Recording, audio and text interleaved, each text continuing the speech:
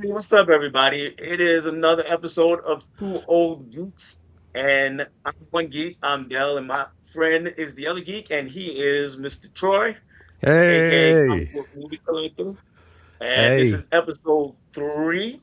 This is episode three. I'm gonna drop this out here for a second here, and we'll pull that back when we get to it. I don't know how it got up there, but anyway, there we go. So it is you and I once again, and we were talking backstage. We're both pretty excited, so I'm not even gonna ask you that question if we're excited. I'm ready to kick it off. yeah, I'm ready to get into it.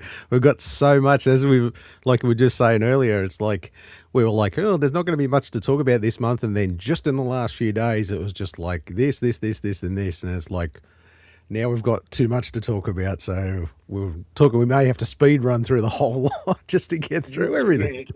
it's gonna be pretty packed, and let's go ahead and get into it. And we'll catch anybody who's coming in Yep, as they do, yep. and we're gonna Welcome to start join the right in with conversation. the right in with the movie news. So the first item up for discussion Big movie news for is us. it's the big one. It Yep. is about Disney firing basically their entire physical media department. Sad. It's Uh, very sad. yeah, it's seemed to be on the horizon for quite a while now, Yes, yeah, they and got two new. I saw a little video clip where they had got some two new executives or something, and like one of the first things they did was like, right, yep, this is going. Like they are literally just coming in like yeah, Elon Musk and just cutting stuff everywhere. it's weird because I mean, when they brought back what's your guy's name, Iger or Yeah, Igor, yeah. when they brought him back, he kind of talked about a renewed interest in physical media a little bit, Well, that's when we and started getting those 4Ks on the in the steelbooks and stuff for like Star Wars and the Marvel shows and stuff, and we were all like, "Yay!" There was that little ray of hope for us collectors that, oh, this is okay. We're going to start getting this stuff back, but that's really dived off. I have not seen any. I think the last ones I got was Hawkeye and oh god, I can't remember the last one, but they haven't released any for a while. Oh, Loki season 2, that's right. They haven't released any more. Like, where's the rest of them? Like, yeah, they kind of did so many and then they've stopped. And it's like, I've been waiting and waiting, nothing.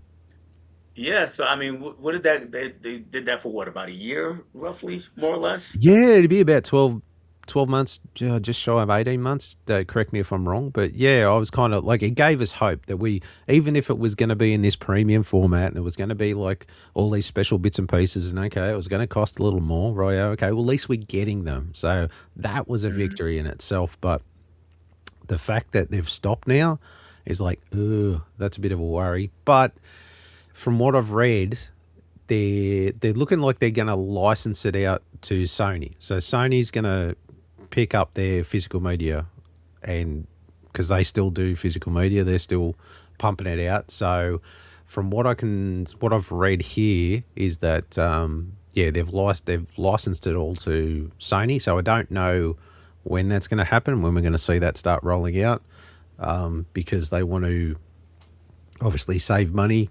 They don't think they was it roughly cut by 1,000 positions, like for the new digital era of Disney. It's like, oh great.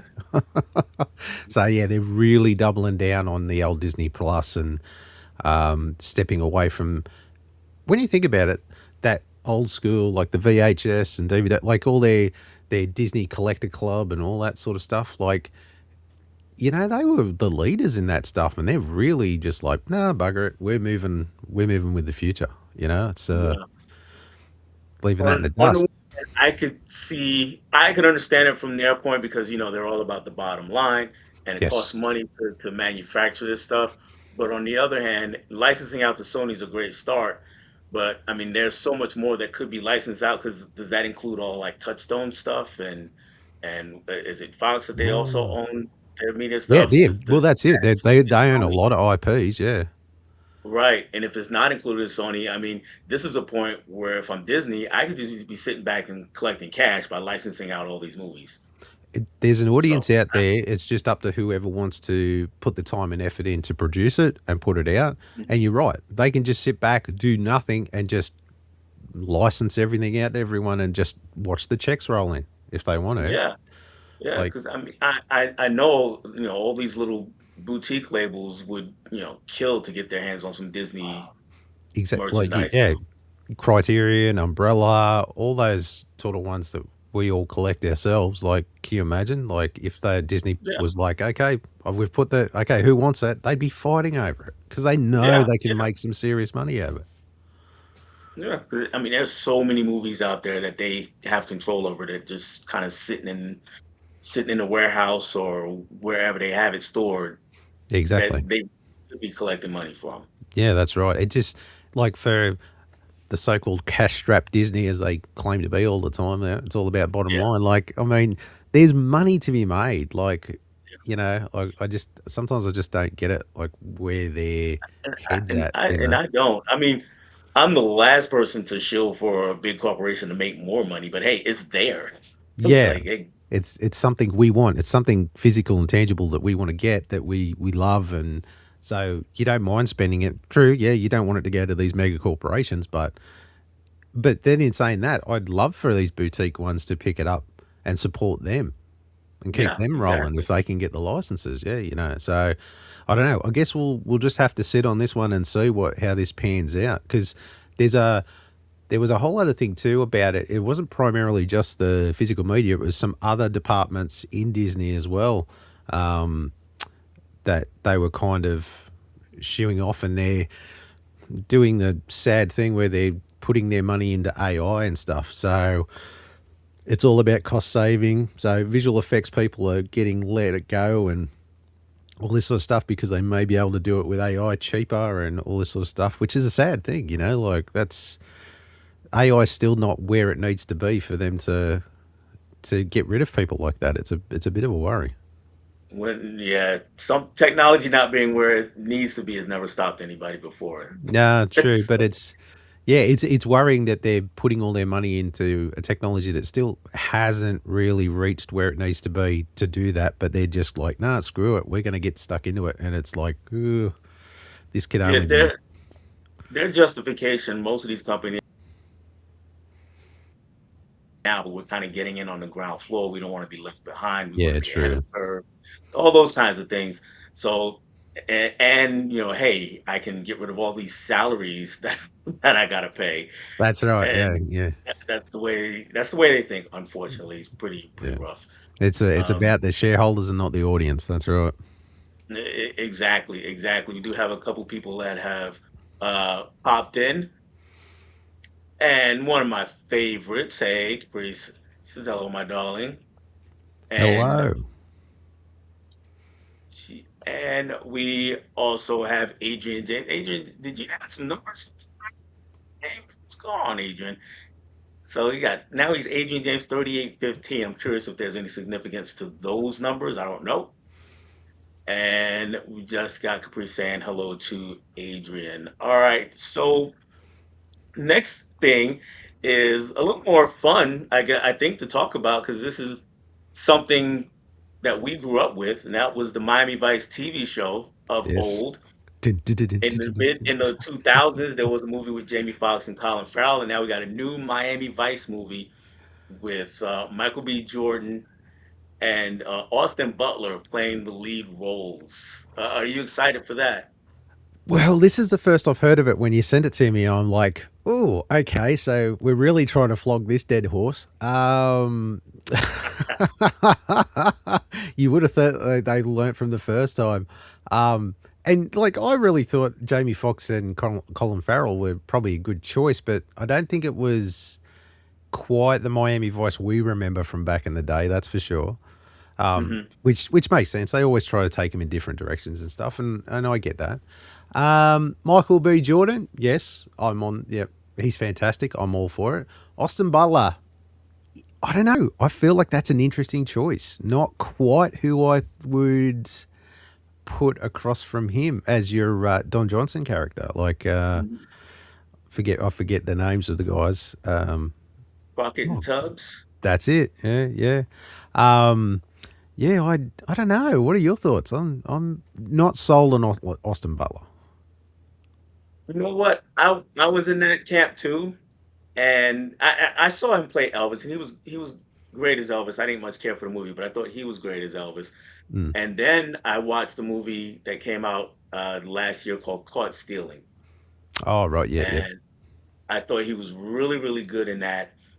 And my worry is I mean I think they're both pretty good actors, so they'll figure it oh out. yeah, But yeah. my Don't get, worry was I don't want to say that Austin Butler's a bad actor, but I'm not sure of the pairing, the chemistry right, there. and that's where I'm going. Is Yeah, like I'm not sure of the chemistry, yeah, and that's what is going to make the movie work or not work. To be honest with you, totally. um, yeah, and I say this as a person who actually liked the Jamie Foxx Colin Farrell version, Yep, but you're right, it's not the Miami Vice we grew up on. that's right. It's Yeah, a grittier, uh, grimier version, a lot more artsy yeah, than the TV show was. And Michael Mann was part of the TV show. He helped create the TV show. yeah, With the movie, I think he had more control to kind of do Michael Mann things. yep, yep. And I liked it, but if I get it from people who were fans of the show, like, that's not my Miami Vice. Yeah, So that's I it. Yeah, get it. Yeah. So for this new version, I'm curious as to how that chemistry works out if it pans out, and if it does, I think everything else will pretty much fall in place, mm. and hopefully we'll get a good movie. The interesting part is this act, which we didn't really say, is it's actually called Miami Vice '85. So it's going to be set in 1985. Ooh, well, So that could be the game changer, I suppose, for those older fans. They're looking for mhm, that nice throwback. Like, let's hope for the padded suits with the shoulder, and the shoulder pads, driving yeah, around yeah. in the did they have like a Ferrari or something like that? What was it I they think it drove? was. I think Corvette it was or a something like Ferrari. that?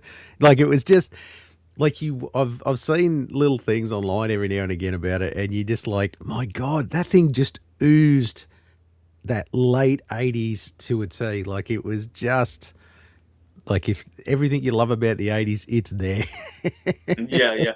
And setting in '85 too, I think it will give us an opportunity to get the bright colors back because that's one of the things Yes. that was really different about the later Miami Vice because Mm. the one with Fox and Farrell, everything was kind of gray, gray Yeah. and blue in that Very movie. pale sort of palette. It wasn't, yeah, it wasn't like the vibrant neon type sort of 80s get ups, Right. So Yeah. I think setting this one in the '80s will help bring that back, or at least it's a good reason to bring that back, so we can Yeah. get those vibrant colors and get that real feel back that Yeah. we had from the older movie. I think because it's going to be like at 85 for me, I think I'm in. Um, Mhm. but I just have that little bit of concern about how like and don't get me wrong, they'll probably prove me wrong and have great chemistry on screen and it'll be great. But I'm just a little bit hesitant with Austin Butler. But I'm just trying to think who I would pick. Um, oh, I wouldn't mind Powell. What's his name? Powell, the guy that was from the Running Man, the recent Running Man. What's his name? Um, yeah, is it Glenn Powell? Is that his Yeah, name? that's it. I think he'd be Yeah. great. I think he would be cool. I reckon those pair could play off each other and be a real good bucket and tubs. But that's just off the top of my head now. I'm sure I could think of like five other actors as well. But yeah, Austin Butler wasn't exactly my go-to when it comes to Yeah, that. I get it. And you know what? Now that you mentioned Glenn Powell, like in the last Twister movie he was in, I still haven't watched Running Man. I need to watch that one. Yeah, But me too. I haven't got around to that yet. I want to get it. yeah, but like if you did you see the Twisters? Yeah, well, actually, funny you should say that.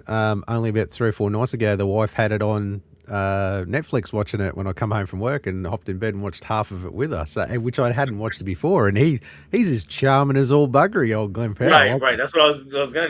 He's got that kind of cool to him that Don Yeah, Johnson that had. exactly that charm, that charisma, that Harrison Ford charm, charisma that like a Chris Pratt has, or um, Mhm. those kind of guys. That yeah, I think that role would be good for that. Like I think he to play off like say, uh, not that Michael isn't cool. Like they both have that kind of cool factor, but just in a different sort of way. That I think they would make a great Bucket and tubs, I reckon. Yeah, That's it. That's it it. sounds Let's good. go. We'll take it straight to the movie theaters, mate. We'll go make that movie and make a bucket of money. We got to get a few $1 million together first. Oh, we'll get that out of this show for sure. Cal Daly, what's going on, Cal? And he's what up? What up? What up? And he says hey to everyone also. And he's got a cool channel also, so check him out. And let's get to the next bit of news. This is something that you brought to my attention, Yes, and this this was is. about a store called JB Hi-Fi, which us uncultured Americans aren't really familiar with. Go ahead and tell me what JB Hi-Fi is doing.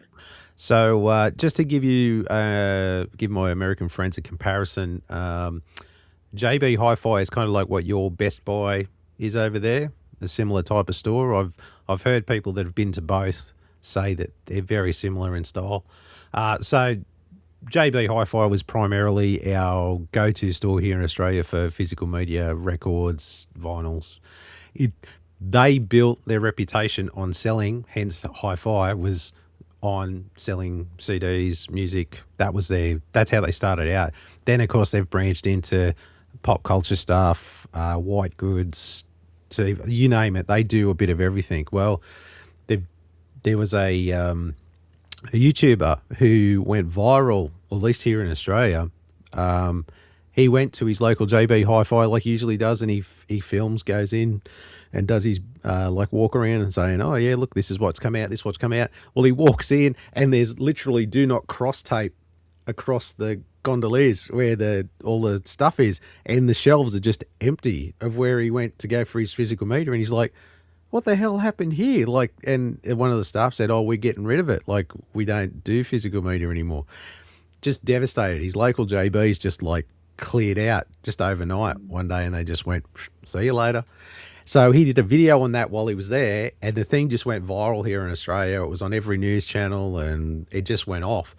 So it just kind of they like the headlines were always like, "Oh, this is the death of physical media in Australia," because they're our flagship store now. Like they're the only ones that really do it.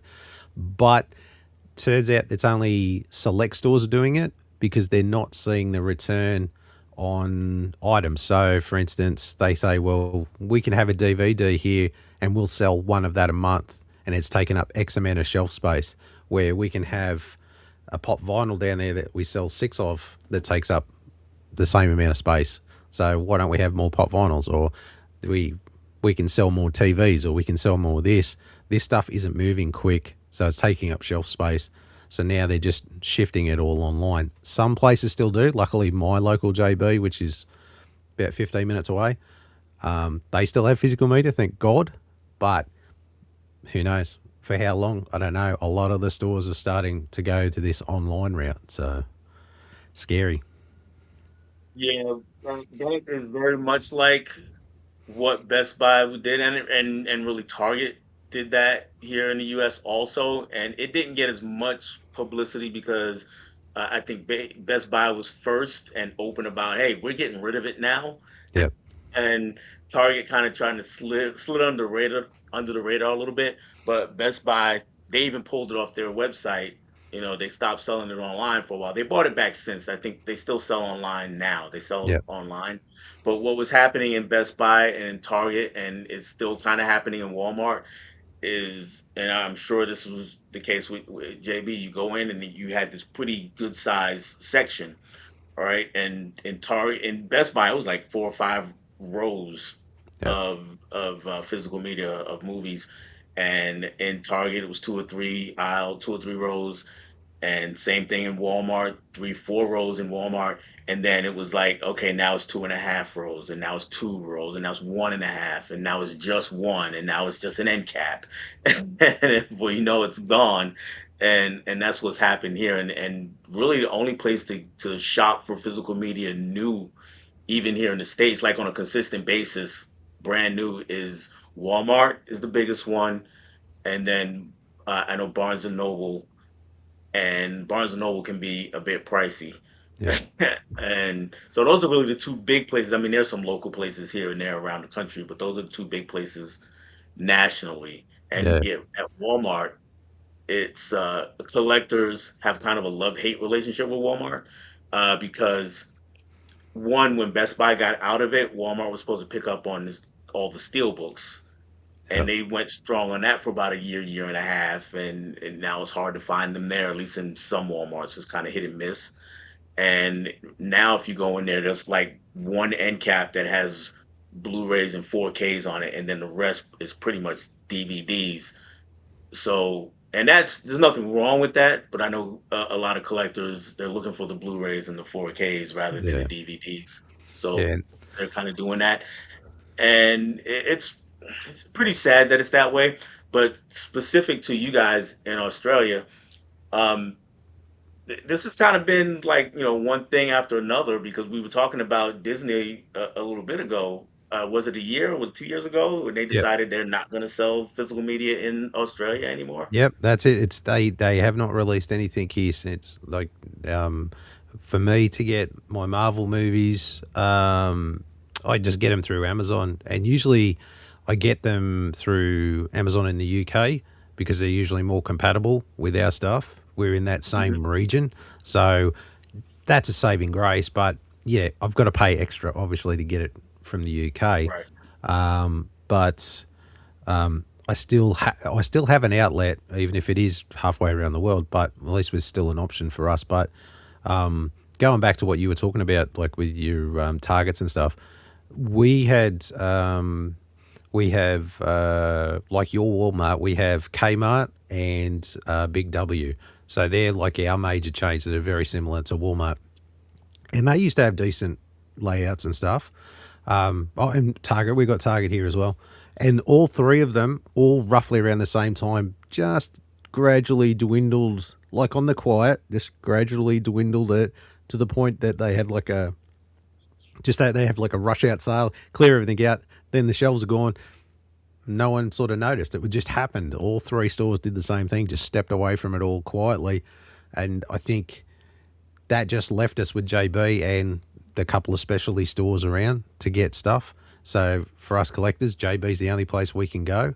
And to see that a lot of JBs are stepping away from it is just even reducing it even more. Like, it's just pushing us online. So, because JB would have some great specials at times too, and there's nothing like walking in there, having a look around. Oh, this is on special. Well, I'll pick that up now. You know, that you can't, as one of those old school, like, I mean, you know what it's like to go, like, it feels funny for maybe these younger kids, but for us to go into a shop, have a look at browse, have a look around, pick up something physical and walk away. That's how we grew up.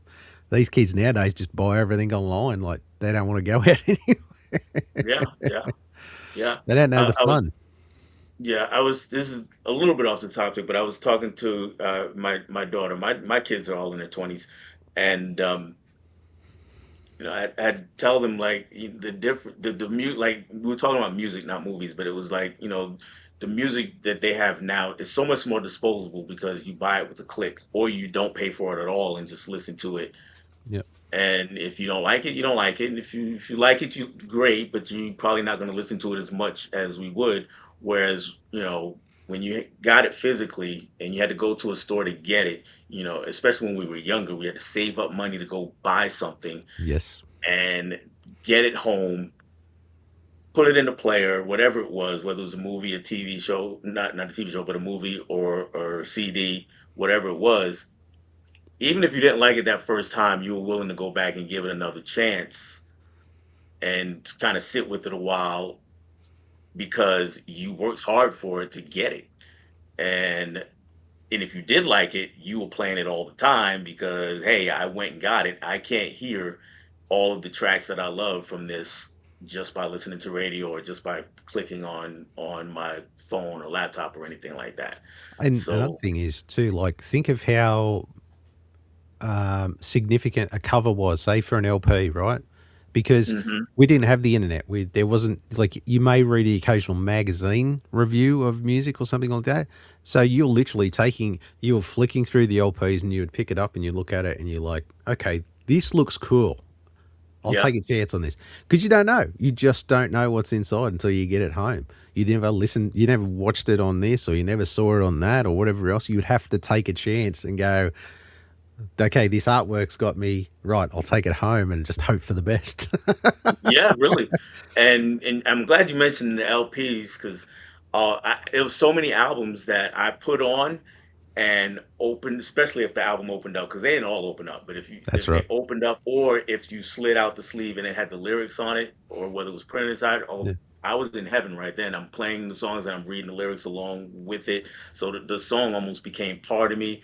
And if I'm not reading the lyrics, then I'm reading the liner notes, so I'm getting to learn all the people who were involved in this album, and we had a real, concrete relationship with the things that we bought back then. exactly, exactly. There's a relationship to those albums and that music and that experience that these kids just don't understand. Like, yeah, there's the effort we went to get it, and when we got it, we hung on to it and we studied it, and like, yeah, it's just it really shows the different generational divide in that sense where they can get everything at a click and, like you said, disposable. Like, they don't think of it like where we used to treasure it because and the thing is too, I know I wasn't rich, so I would have to save up to get that LP, and that would be my LP for like the next 2 months or whatever else until I got the Exactly, money for the next exactly. one, and yeah, and like you said, there was nothing like sitting in front of the record player. Like we used to have this big ass record Oh player, yeah, like a lot of people did, oh but yeah, from the '70s, like my mum and dad bought this big one, and yeah, you'd sit there and you flick through and read the notes and the lyrics and all that sort of stuff while you're listening to the thing. It's just it was an experience. I suppose it's oh yeah, just the experience that we miss today, like that the kids miss today. I suppose it's yeah. yeah. They do, 'cause like I said, everything is just click and it's gone. You like it, you don't like it, and then you move on to Yeah, whatever that's else it. is new. There's so much stuff. You're just onto the next thing. You're onto the next thing. It's just yeah. Yep. And I mean, Says movies are the same way. we just had the But best we're sounding time. like a couple of old men shouting at the clouds right now. So let's talk about something newer. Let's go ahead and move on to these trailers. Let's speak about new stuff that is coming out. Yes, And I'm gonna pull that up here. I'll block this all we out completely. So I'm gonna move it for a second. But that is what we're talking. There we go. We're talking about Masters of the Universe is the brand new version. We had the Dolph yes Lundgren version from I don't remember what year that was. That was what 87, 88. 87, 88. Yeah, it's around then. I can't remember exactly, but I know it's 87 or 88. That's off the top of my head. Probably 87. I'm thinking 87. Yeah. Yeah, that was just when Master Universe was just starting on their downhill run. Well, the toy line was anyway. So, Yeah, yeah, yeah, correct. And everything about this movie was cheap. I mean, half his budget, most of his budget came from Superman 4, that's the Christmas Beast. That is a real thing. So if you don't know, go look it up yeah. somewhere. Right. Yeah, so we're gonna try and play Yeah. this, and we'll comment as we go and stuff. Just if we do cut out, YouTube's onto us, right? So stick around. I'll stop it. But yeah, we thought we might give this a crack and see how we go. So, I'm not from around here.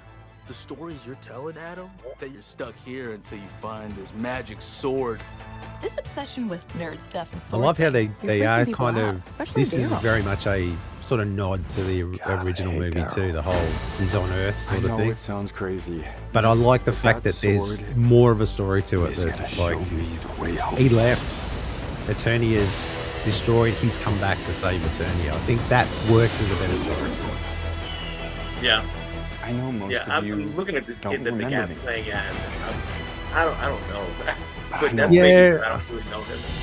Yeah, well, I can't say I've seen him in Everything anything before, changed which I suppose is a since you good thing left. too. He's not like he can play this character, and we haven't put any Skeletor baggage took on him my from any family, previous role.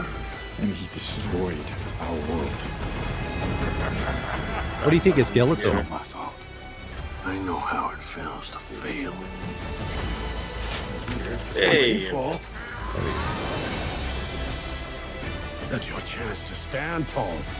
What do you think of the voice? A few people have been umming and ahhing about Jared Leto's voice for Skeletor. Um, it, I kind of got to see it within the whole context of the movie, see if it works. I mean, I Yeah, get it. He's not really doing the classic Skeletor voice. I get it. yeah. I think Idris Elba as Man at Arms is awesome. This is Actually, my I home. really love that. I'm Yeah, gonna fight it's for it's a lot like him I playing need him every though, isn't man, it? woman. Yeah, well, Idris Elba whatever is that Idris is. Elba and everything. And I like that. I like, he's like a few actors like that. It doesn't matter what movie they're in, they're just them, Oh yeah, But you're oh too yeah. scared to use it. Trust me, I know how to use it. A lot of people Look think great, Skeletor. What do you think about he that? looks fantastic, but they reckon he's trying to pull off a Bane impersonation from Dark Knight. You tell everyone that you're from another planet. Okay. Okay, I hadn't really read too much about that, so I didn't hear that. It just makes you sound a little very crazy. no, I am digging it. I actually digging it. The more I see of it, the more I'm really liking it. And I love that there's more nods to the characters as far as like where they didn't really have the characters in the Dolph Lundgren movie. They had replacement characters and stuff. This time they're going deep into the catalog and just trying to show as many characters as they can, which I think is a little bit of fan service. Don't get me wrong, but I'm all for it. He says, I expect a all lot the- of fan service, and I'm cool with that. I was just like, Yeah, oh, look, I see, there's I all see, my I see. mask. Yeah, I expect a lot of fan service, but I think one of the things we've learned since the first He-Man came out Yeah, is that the people want to see the actual characters that are yeah, theirs. Don't you do. don't try to give me something new and say, oh well, this character just didn't work for the screen, for the big screen, because that's kind of what they used to do. It was like, oh well, that might be a little too silly. And we did that with like superhero costumes. It's like, we talked about this last time. I think Yeah, everybody was all black leather for a while because they thought the colors wouldn't work. It'll work. Fans want to see it. yeah. I mean, there's been the funny thing is we're coming into that era where the fans are speaking up with their wallets and they're starting to take notice that, okay, yeah, well, let's just make it exactly like the property that they love, as opposed to us getting in and movifying it. And turns out that actually it doesn't look that bad on screen. We thought it would look silly, but it actually doesn't look bad. Like every character there, they're they're very similar to their actual characters, like the toys, and they look good. They look good. Yeah, You know. even dressed as He-Man, he looked really really good. So Yeah, yeah, I'm he's not wearing the furry loincloth. He's going a bit more of a right. leather look, but it still looks good. And It looks especially a good. lot of the villains like Trapjaw and Spikor and like Fisto, the good guys like Fisto and Mechanic and stuff like that. These guys actually look like their figures, and they look half decent. Like so, yeah. I'm getting really excited for it. So I can't wait for that one to hit soon. Um, so yeah, very pumped, very pumped. But yes, I'm just looking up the next one we were going to look at, which is the new Supergirl trailer, the Girl. second one, which I will get up here. Oh, damn ads. Well, you know how that goes. Yes, yes, yes. Well, now that I'm monetized, I love ads, but before I didn't. Yeah. So yeah, anybody out there watching, Troy just recently monetized. It's been about 3-4 months now. 6 or 7 now, actually. Yeah, Six, but seven actually. it took me 6 months to get my first paycheck because Hey, you don't really earn too much. But yeah, I've had a good run this last couple of months, and I'll get another one soon. But yeah, it's it roughly works out about, well, at least I'm earning about $10 every 1,000 views. So hmm that should give you an idea. So yeah, okay. yeah. So if you have a video that takes off, it's not hard to see why some of these guys are making some serious coin. But Yeah, there's some people yeah, really making money out there. yeah. But yeah, no. But yeah, for myself, no, it's just enough to buy the occasional extra DVD here and there or an action figure or something.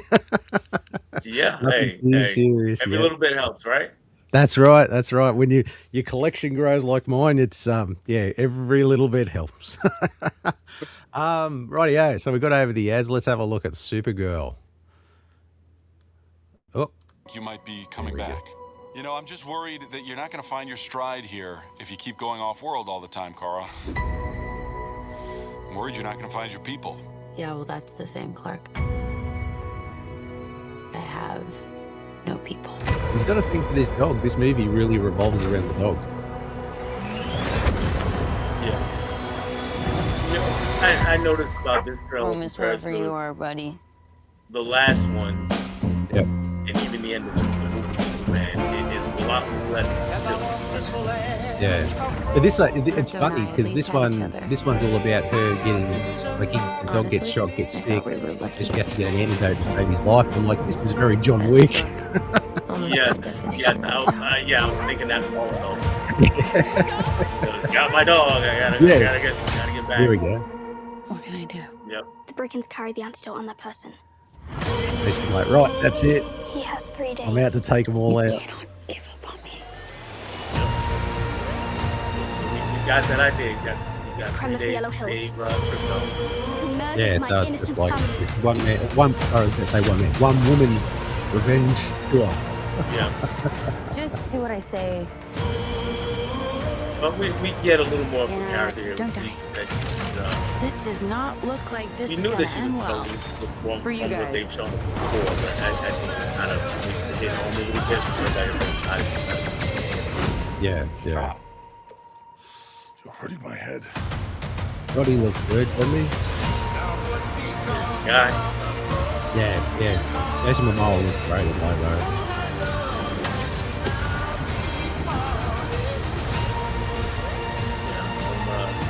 Revenge. It won't take your pain away. It looks like it'll be a fun movie. I've got a bit of an issue with that. Lobo's bike's always been one that floats. Like, I've never seen it with wheels. He's always got like a jet bike. Your eyes are beautiful when you cry. I suppose they're trying to save the season. Lot of suffering. There's no home without you, buddy.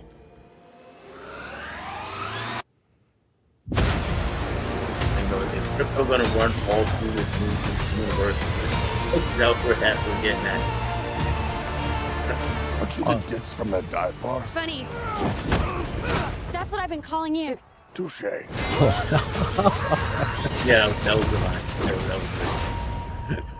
was So it's good. It looks like there's going to be a bit of humor to it, and Jason Momoa is obviously going to bring that sarcasm and whatever else, and just that he's going. Yeah, I think it's going to be like a good sort of dynamic between the pair of them. Actually, I'm very keen to see it. I think, as Jason says, he reckons he was born to play this role, and just from what we've seen so far, I think he's pretty much on cue. Actually, he's looking good.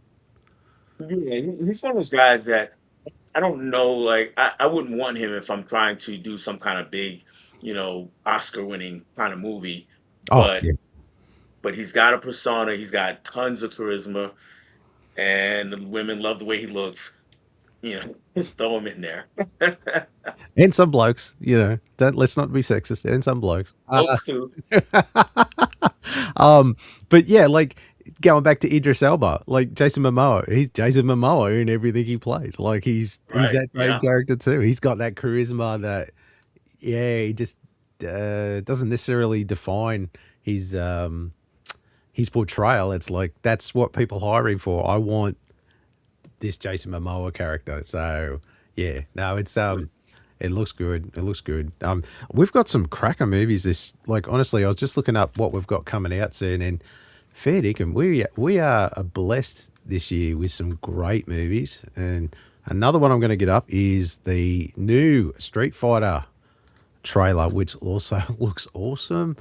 It's definitely going to be a pardon the pun, a fight to see which is the best video game movie. We got Mortal Kombat coming out in just a couple of weeks, actually, if I'm not mistaken. That's going to be out shortly.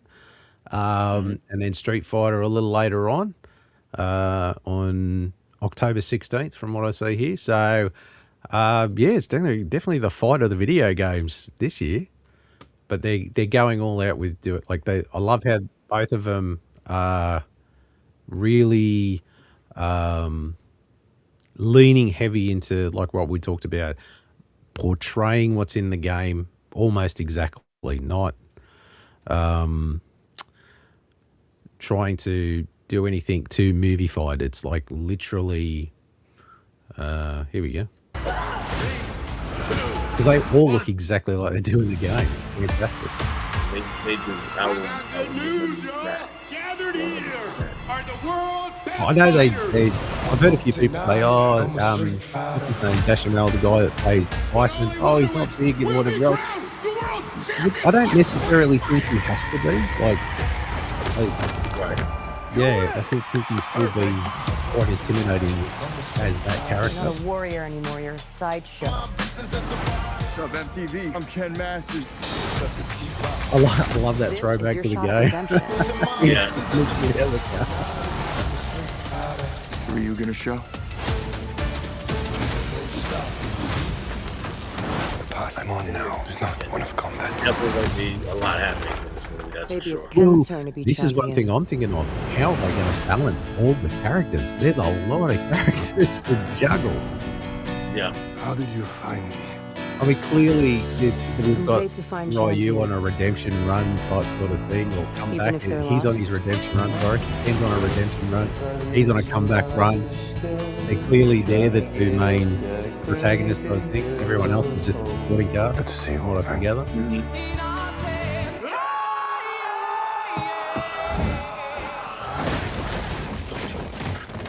Now, I'm going to be Still reckless. 100% honest here. For me, this movie looks more fun than good.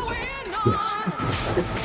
Yeah. It looks like I'm going to have a blast watching it, but it's going to be terrible, and that's okay.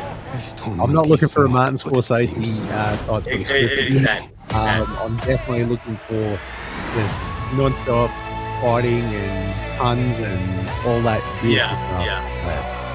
Like, I mean, look at, like, I love Guile, but Jesus, their hair is just I don't see like what the big deal is.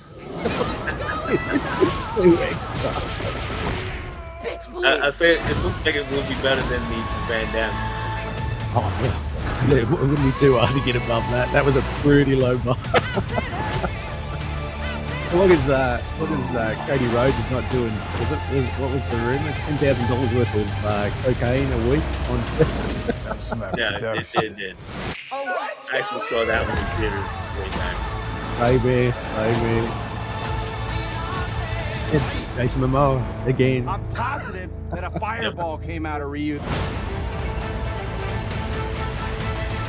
Do it, Ryu! Yeah, that should be pretty fun though. Yeah, it's definitely, and that's it. Like, that's all we're going for, is just to see all the accurate characters, all the different fight combinations. Yeah, there's like, they just get in there, they fight. It's a tournament. They get to the end. Blah blah blah. Looks like we'll have a little bit of a Ken redemption arc and Ryu's comeback arc. But other than that, like, I don't think you need much more, really. Like, I don't think You don't. no. It's one of those things where the writer's job really is just to not screw it up. That's pretty much it. Yeah, not make not make the dialogue too cheesy. Like, it's a pretty straightforward story. There's not too much to mess up. Just don't make them sound like idiots. Like, yeah, just, it shouldn't be too hard. Yeah, let the fight choreographers do all the hard work,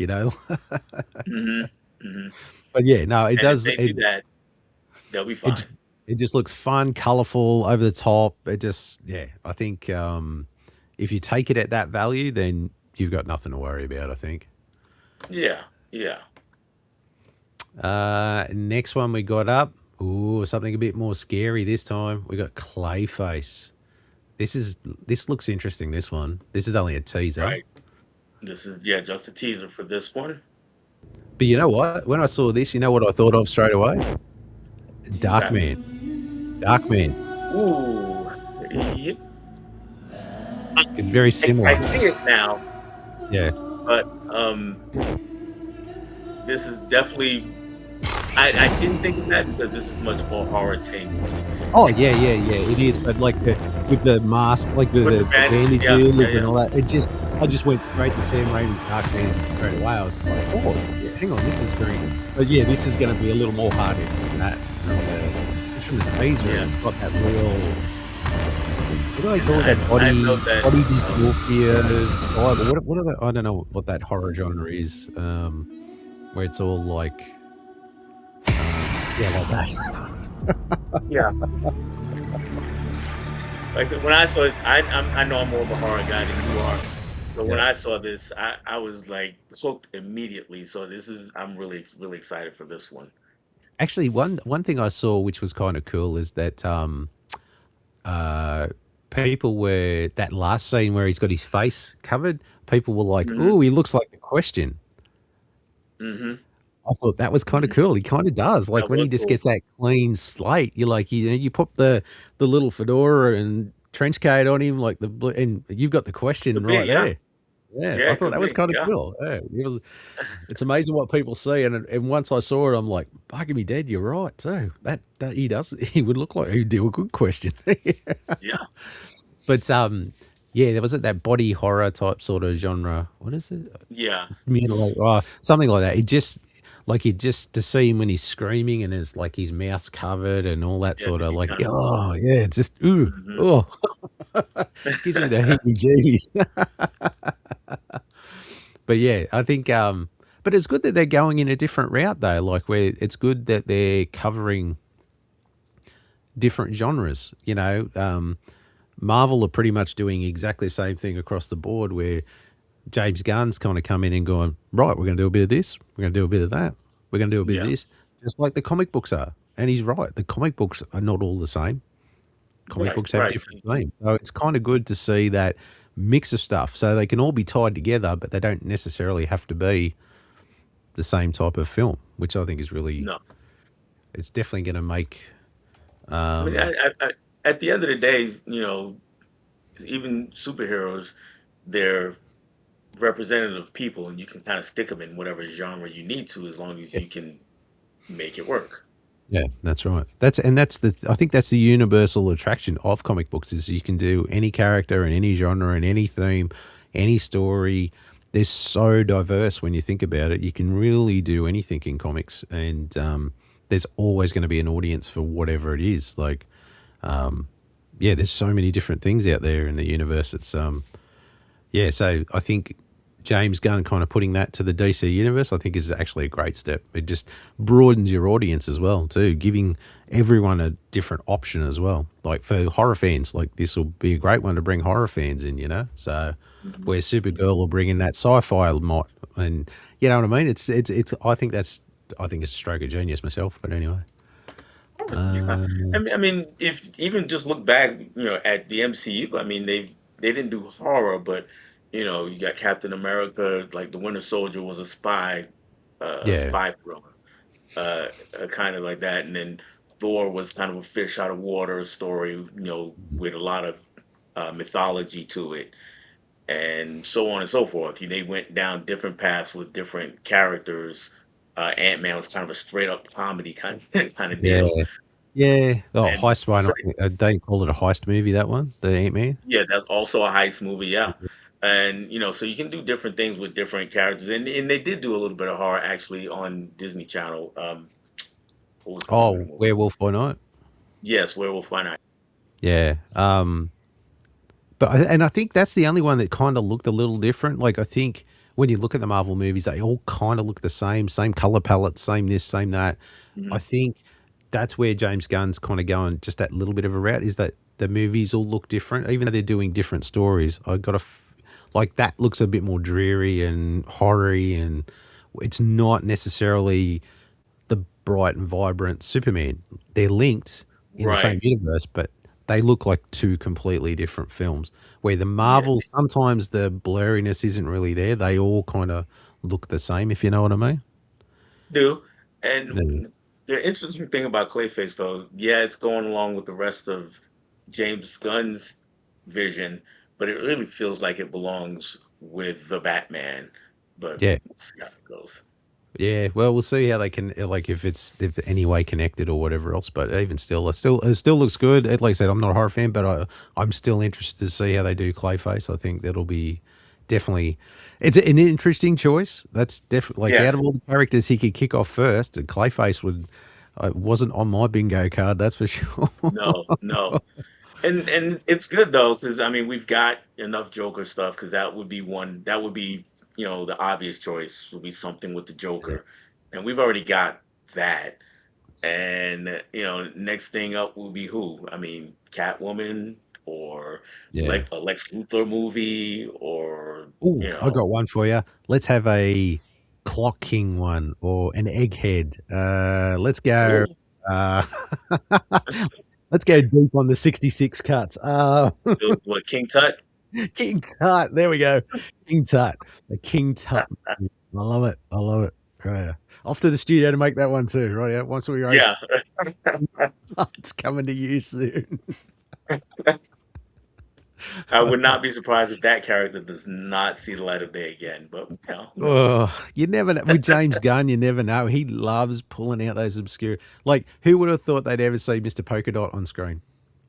That's true. Not That's me. true, and it worked.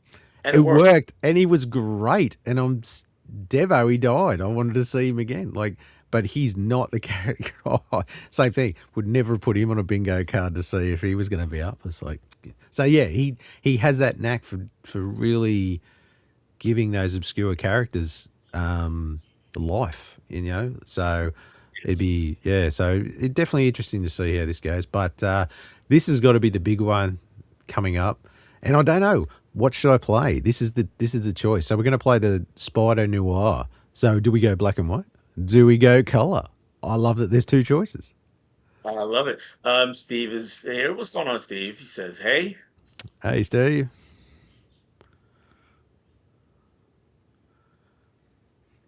And let's see about this. I'll let you So what do you decide. reckon? So do we go the color? Do we go the black and white?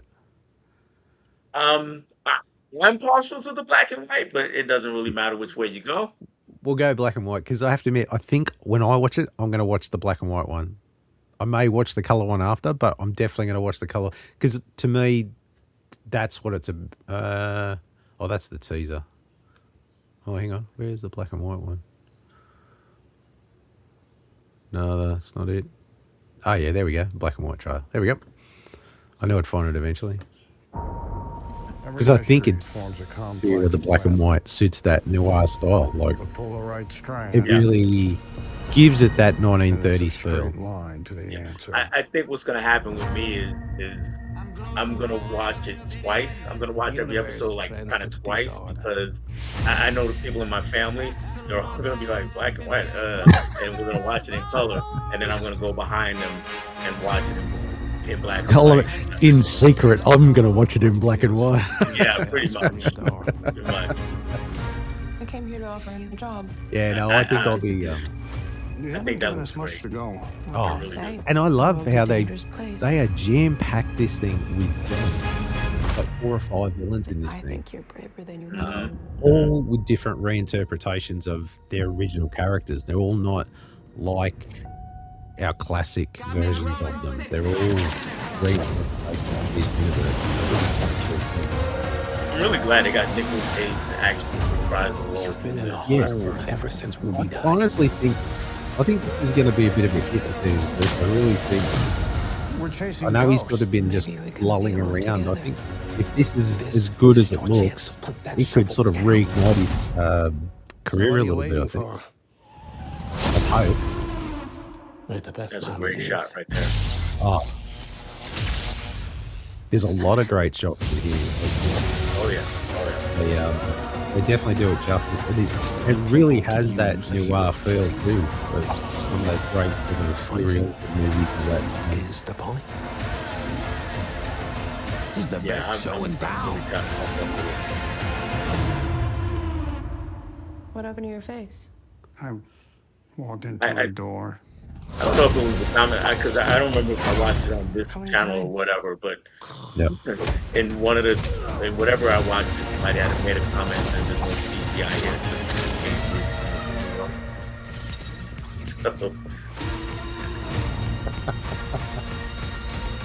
Well, Yeah. that's new.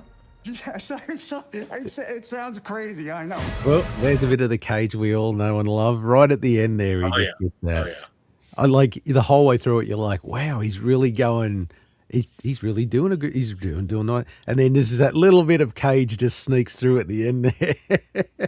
Yeah, you gotta let him go Cage every now and again. Oh, you've got to go 100% Cage every now and again. Yeah, yeah, every now and again. Yeah, no, I'm pumped for that. And where are we? I've got some notes on this. So we've got Silvermane, Sandman, Tombstone, Megawatt, Molten Man, and Man Spider. Like Jesus Christ, talk about jam it packed full. Yeah, they're gonna get Silvermane. all through a lot there. So Silvermane is the main baddie, who's just a more of a mob boss than a mechanical robot like he is in the actual comics. Sandman and Tombstone pretty close to their originals. Megawatt is a Electro replacement. Apparently, Megawatt was in the '90s cartoon or something like that. I read, or something a bit later. He was a new villain created. Molten Man, not You answered the question 'cause necessarily. I actually thought it just was Electro, but okay. Yeah, yeah. No, apparently he's Megawatt. So it's just kind of going into that. So instead of having Electro, we've got Megawatt instead in this universe. So there's that.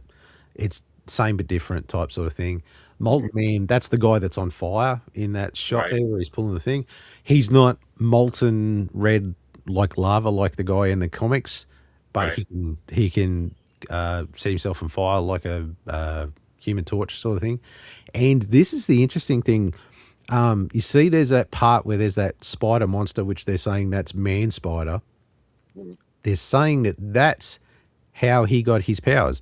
He wasn't bitten on a hand by a radioactive spider like the normal Spider-Man. He was attacked by this man spider, and that's what's mutated It's him. still a little spider crawling around there. That's what I. I know, you see that. I don't know if that's like the old red herring or something like that, but Yeah, yeah, there's yeah. that shot where you see it and it's like and he's sort of biting into someone's neck. Well, the what I've read from what people are speculating that might be how he gets his powers. Like this mutant creature is running around, bit him, and gave him his spider powers, as opposed to the old classic random radioactive spider. So Right.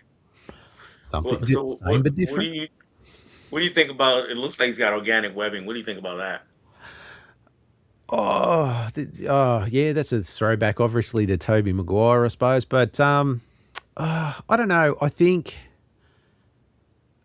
for me, like, I mean, it's all right. Like, I'm not gonna be like poo poo on it, but I don't know. I'm more a traditionalist in the sense that it always used to be that thing of like, oh, I'm running out of web fluid, or I need to get this, or like it was always just that little bit of an Achilles heel that you Hmm. know, just added that little extra more drama or whatever to the situation where if it's organic, he's just shooting webs till the cows come home. It's never an issue. Like, so I don't know. Maybe I'm a little bit of a traditionalist in that sense, but it's not going to ruin the movie for me. But how about yourself? Okay. Okay. I'm good with it because I've always been of the mind that if your whole deal is that you got spider everything from this bite, why not have the organic webbing? Mm. But I Yeah, understand also to your it point that raises if it, it raises another question. Why doesn't it come out of his ass instead of his hands? fair enough, they tackled that in Home Alone, right? Not Home Alone, Yeah, Far number From Home. three. I love that. Yeah, Does it that come that out was great. anywhere else? Like, yeah. Um, but Sorry. but it just kind of seems silly to me. But I also understand that if you have him where something you can automatically insert as a conflict in your not a conflict but a problem in your plot Yeah. to help make the plot create more tension and move things along. Yeah. So I understand that, but you brought up if he has organic webbing he can just shoot whenever he wants.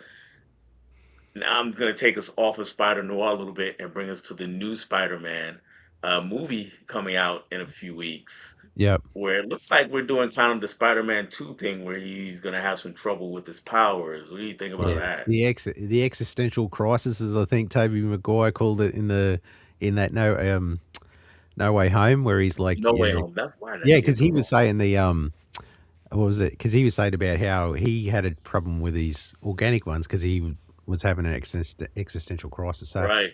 um, No, I'm curious to see how it goes. Like it'll give him a perspective on that I suppose he hasn't had, like the organic thing, because he was asking all these questions about it. Well, he's now going to do it, so it'll give him a perspective on it, I suppose. I'm curious to see how it goes. Like it's just adding another layer to the story, Hmm. I suppose, of like, and it also gives us a reason for him to reach out to Bruce Banner and bring the Hulk in and just keep Yeah. those characters, I suppose. But no, I'm curious to see how they go. Yeah, yeah, curious to see what happens there and how he handles it, and if we get the four-arm Spider-Man, like that would be like such a great nod to the '70s stuff. That'd be awesome. It would be. It would be. But All yeah, right. the trailers. Oh no, shit, sorry, I forgot one. Well, yeah, what more? Coyote versus Acme. I thought we were done. I just realized I looked at this one actually looks like fun. I didn't until you sent this through to me. I hadn't actually watched it. I'd seen it around, but I haven't actually watched it. And I was like, oh, this looks like it could be a bit of fun actually. But I love how they're leaning heavy into this is the movie they didn't want you to see. This is a tax. Yeah. Off. Yeah. Like, love how they're leaning into that, and I think that's cool. They're not shying away from what actually happened. So we'll get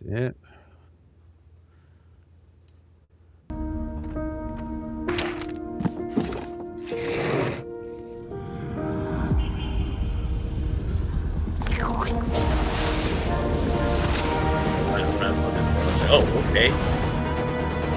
I'm already in.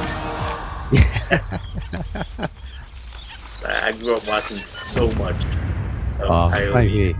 Just the amount of reruns I watched this stuff horribly with the injured by a nose. product made by the Acme Corporation? It's not your fault. There's probably someone to blame.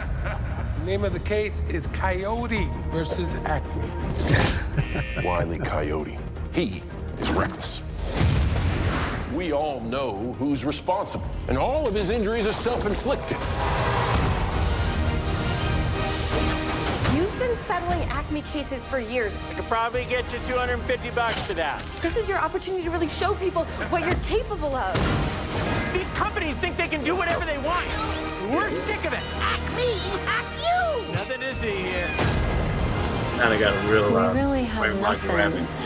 I was about to say exactly We the same. both know it would be very unpleasant if anything bigger were to become public.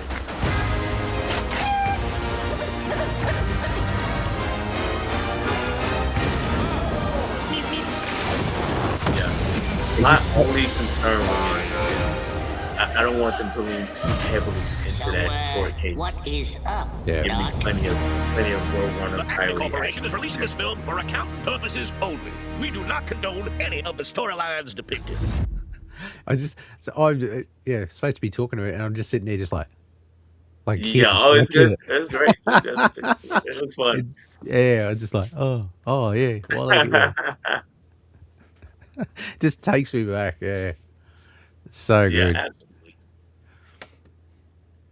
But yeah, no, I'm looking forward to that one.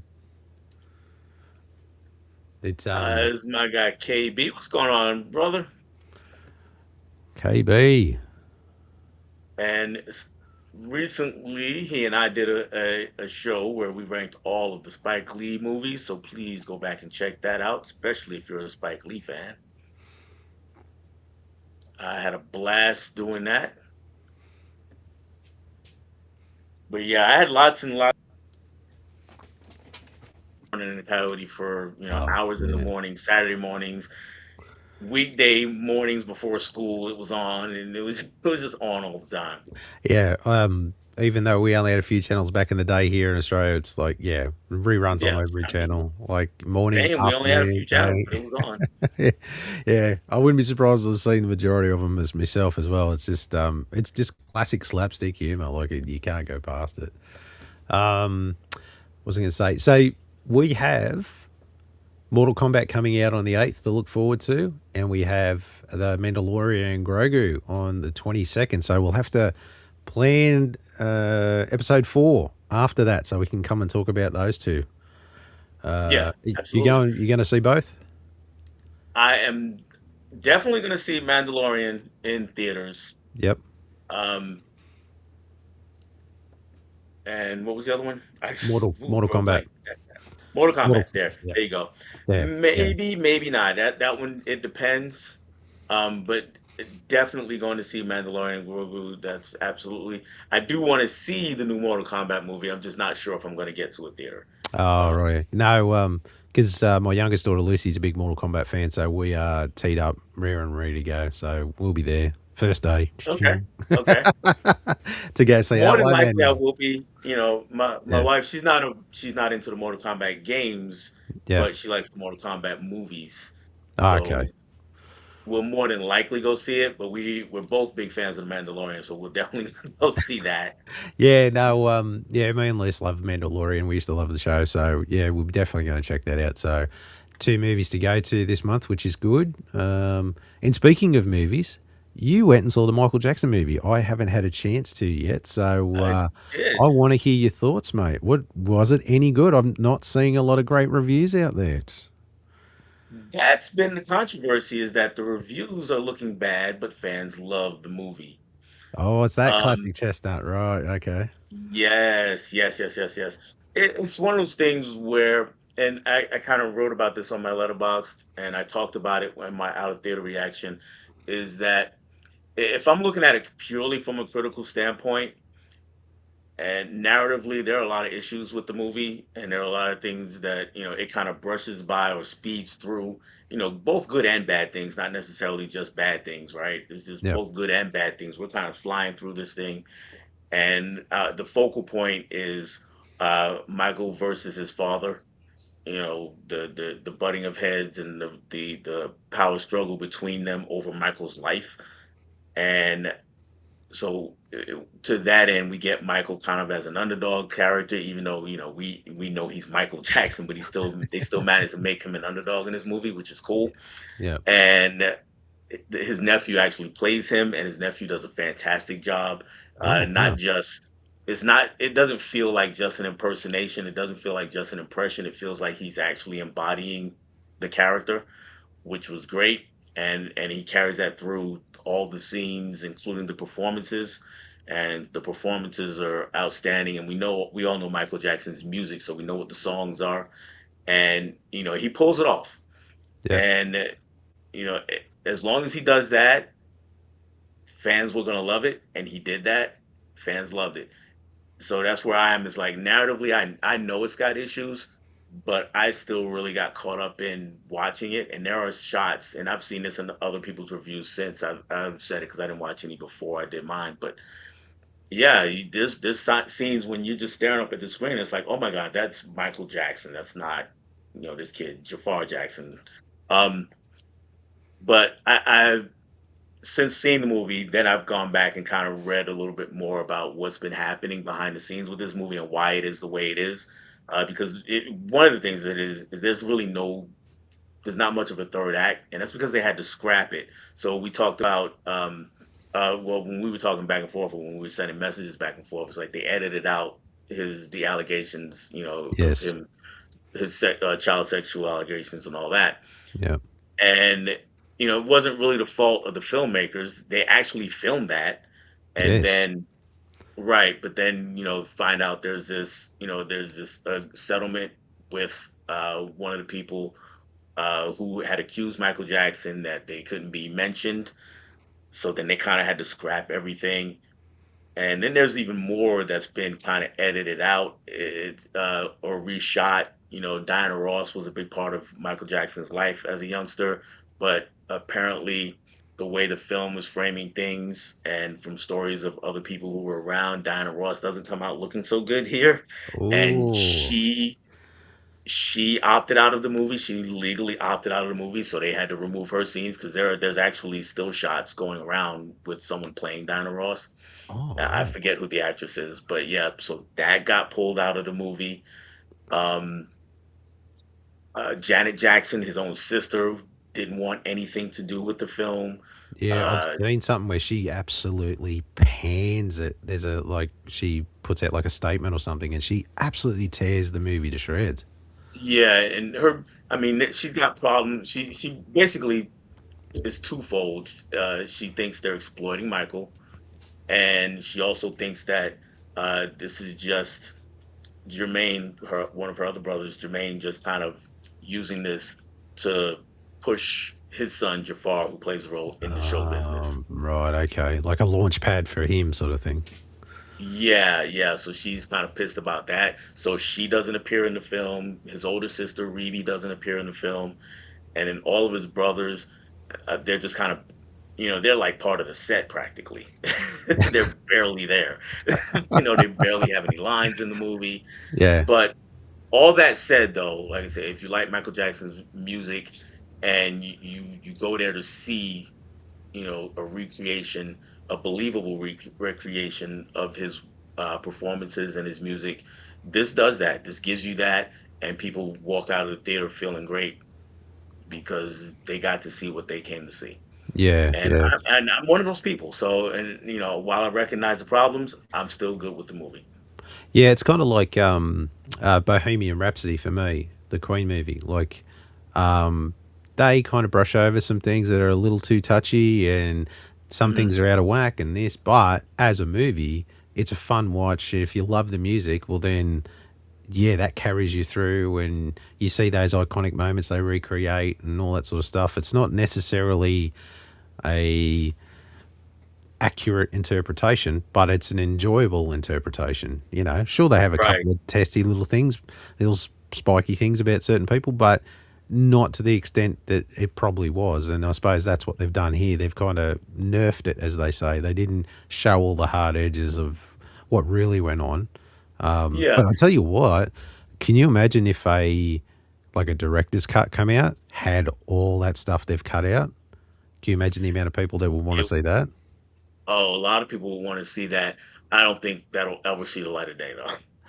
Well, I they said still that think about a so. lot of things. You never I know. mean, There's yeah, people but leak in this stuff all case, the it's because time. in this case, there's like legal things going. Hey, Yeah. you can't do this. Well, That's why I say I that. suppose this is where I say it's like it's not necessarily. I'm not saying that the movie people are going to release it, but someone might get Fair. a That's fair. copy, and then someone releases it That's on the fair. net, and it's like, whoa, hey, we didn't do anything. It's like, Yeah, you that's know, fair. We do have a couple comments about this. KB also went and saw the movie, I know, yeah. and he said fans love it for nostalgia, critics hate it for the things they couldn't include. They're both right. So I really think the Michael versus Joseph was a creative narrative after the edits were done. Um, and then not even just edits, there were reshoots too, because Yeah. after they had to pull out that stuff, they actually spent a ton more money reshooting things. So their hands were kind of tied, and this is kind of what Diana Ross was upset with. Not kind of. This is really what she was up, and he's referring to the song "Dirty Diana." Dirty Diana was grooming MJ, so we won't see Jafar as the Scarecrow in The Wiz, even though they filmed it. Yep, Oh it's wow. one of those things that they had to pull out. Oh, Um, yeah, there was a lot happened. The Jackson brothers are NPCs. Yes, they are definitely NPCs in this movie. They're just there. they're just At most, scenery. they say, "Hey, Mike," and then they ask him one question or say one thing to him, and then it's on to whatever. Yeah. And I want a disgruntled employee to leak that 4 hour cut. Yes, please. That's what I see. That's what I mean. It's gonna take it in this day and age. Someone's just got to get a copy. Someone's just got to release it randomly on the net, and everyone else is off the hook because they didn't do it. Like I know there's legal things, and I know people are, don't want to be involved. But if they've shot it, there's film there. Someone can leak it. Someone can leak it. Absolutely. And that's it. So maybe one day we'll get like some bootleg copy that has all the edited stuff back in it. So yeah. No, I'm still keen to see it. I've missed it at the theater. I think I'll end up hitting it on streaming when it comes out. But yeah, it's definitely something I want to check out and see. I love a good music docu series or docu series biography movie. I love those. Mhm. So yeah, like It's a fun time. I will say, in theaters, I imagine it'll be a better experience in theaters here because, especially when I went and saw it, you're sitting there in a packed house and songs come on and you can hear it. In my theater, everybody wasn't really too loud, but you can hear people, humming along, singing along to the songs that are happening. enjoyed it. Yeah, And yeah. And just as a side note, and I had my wife was to my right, and my youngest daughter, she's to my left, and to her left was someone we didn't know. It was just a young girl sitting there, and Joe Jackson, he's like straight up and down. He's the villain of this movie, and every time he did something, she's like, "Oh, oh my god!" It was pretty cool. So that was a fun time. Oh, jeez. It kind of reminds me of if there's a Beach Boys one, and it's all about how I think it was Brian Wilson and his dad fought Yeah. like they were the same thing. It was just like this controlling stage father who was always on their back about how they very similar to Michael. Like you need to perform or you're going to get your ass kicked and all that sort of stuff. It kind of reminds me of that. So, but yeah, definitely keen to see it and see what it looks like. That's for sure. Yeah.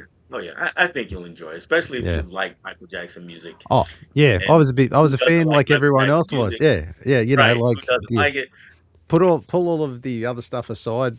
You can't not like his music. Like back in the 80s as a kid, like he was everywhere. He was like our Beatles, really, when you think about it. Like, Yeah. absolutely. He So was yeah, everyone liked Michael Jackson. Like I remember when Thriller came out, like, oh my God, that thing was everywhere. Like it was Mhm. such a big deal. Like across the board. It's one of those things that was literally on every station Yeah, yeah. and on the radio, on TV. And I don't know about Australia, but I know here in this country, radio is highly segregated. Oh, okay. You have your country station, you have your rock station, you have your R&B station, which in America kind of stands for the black station, Yeah. and you have whatever kind of music there is, whatever genre there is, there's their own radio station. Yeah. And this is one of those that time when Thriller was out, it was you could literally turn a dial and you could stop on a Michael Jackson song anywhere. Yeah. Well, here in Australia, we don't actually have segregated stations that just play specific stuff because we don't have, I suppose, as many to pick from. I suppose, but every station just plays a bit of everything. You Mhm. get the occasional channel that'll have like a country and western 2 hour show or a R&B bit or so they'll have shows, but generally they play it and exactly the same. You could turn to any radio station, there'd be a Michael Jackson song playing at any given Yeah. moment across the board. So, yeah, it was just like for me, I've got one memory of when that hit, and we were friends with some kids a couple of doors down from us, and they got the Thriller. You could get the Thriller half-hour movie or whatever on a VHS or something, and they'd Yeah. rented it out and we all got there and some other kids from the neighborhood and we all got down to sit and watch the Thriller movie like in that sort of sense of like it's the new Michael Jackson thing, we're gonna watch it, and like a bunch of us Yeah. kids getting down watching the that little mini movie he made for Thriller, We like did yeah. that here. I mean, it premiered on TV. It was like, it was the big thing, a music video that actually had a big world premiere that was advertised weeks in advance. And we did the Yeah. same thing with Bad when it came out Yeah. and a few other videos. And it's like you get your friends together. It's like, oh man, Friday night, 9 o'clock. Hey, we got to watch the Yeah. new Michael Jackson videos coming on, Yeah. and that's something that doesn't happen anymore. That's pretty No. insane. No, it's amazing to think how like different things were in that sense of that day. Like it was an event. Like not so much now, but yeah, back in the day, it used to be an event. Like you'd used to, okay, it's going to be here, and you'd wait, and you'd all get together and watch it, and then the next couple of days at school, you'd be talking about it, and yeah, yeah, just Yeah. different time. Yeah, I mean, Shouting at the it's clouds hard again. yeah, it's hard for the kids to understand how big he was. And I actually heard somebody talking.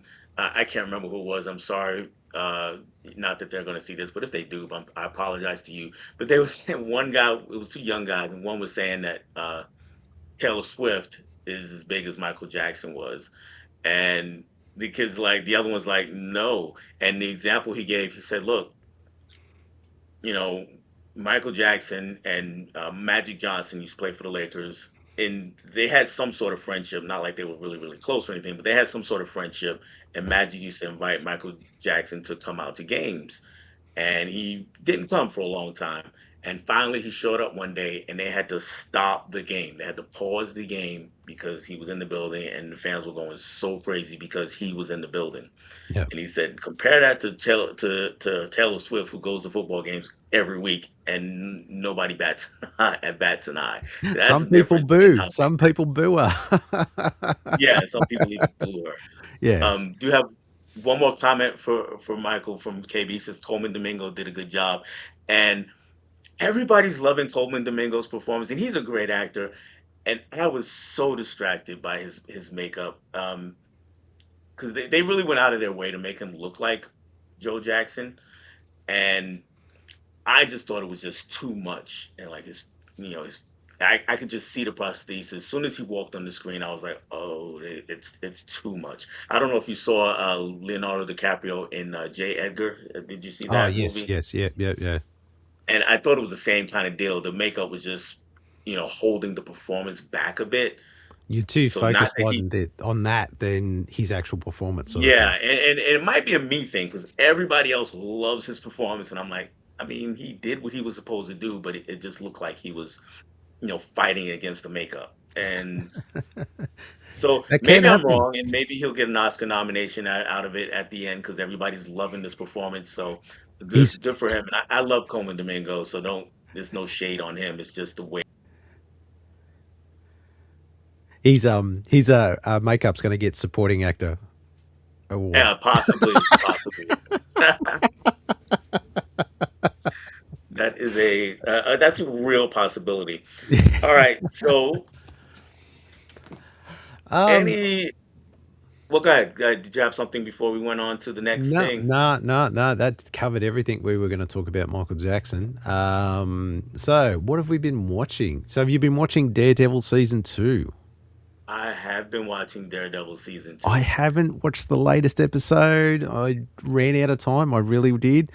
But Hmm. I am really digging this season for I'm really loving the fact that neither the Kingpin or Daredevil are able to get one up on each other. They all seem to get this.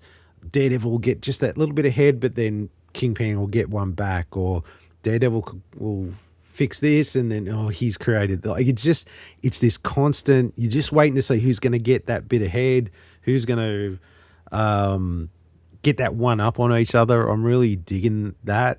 And I'm digging I've just sort of got to that point where Daredevil and Bullseye are starting to, like, Yeah. Bullseye's got this like redemption arc thing going on where he wants to, like, he just took out Fisk's wife, and I'm like, oh, this is good, and it's just, Oh my yeah, God. honestly, is I don't want really to getting spoil good. any more than that though for anybody Yeah, who hasn't been watching. But yeah, I've been so much enjoying this season again.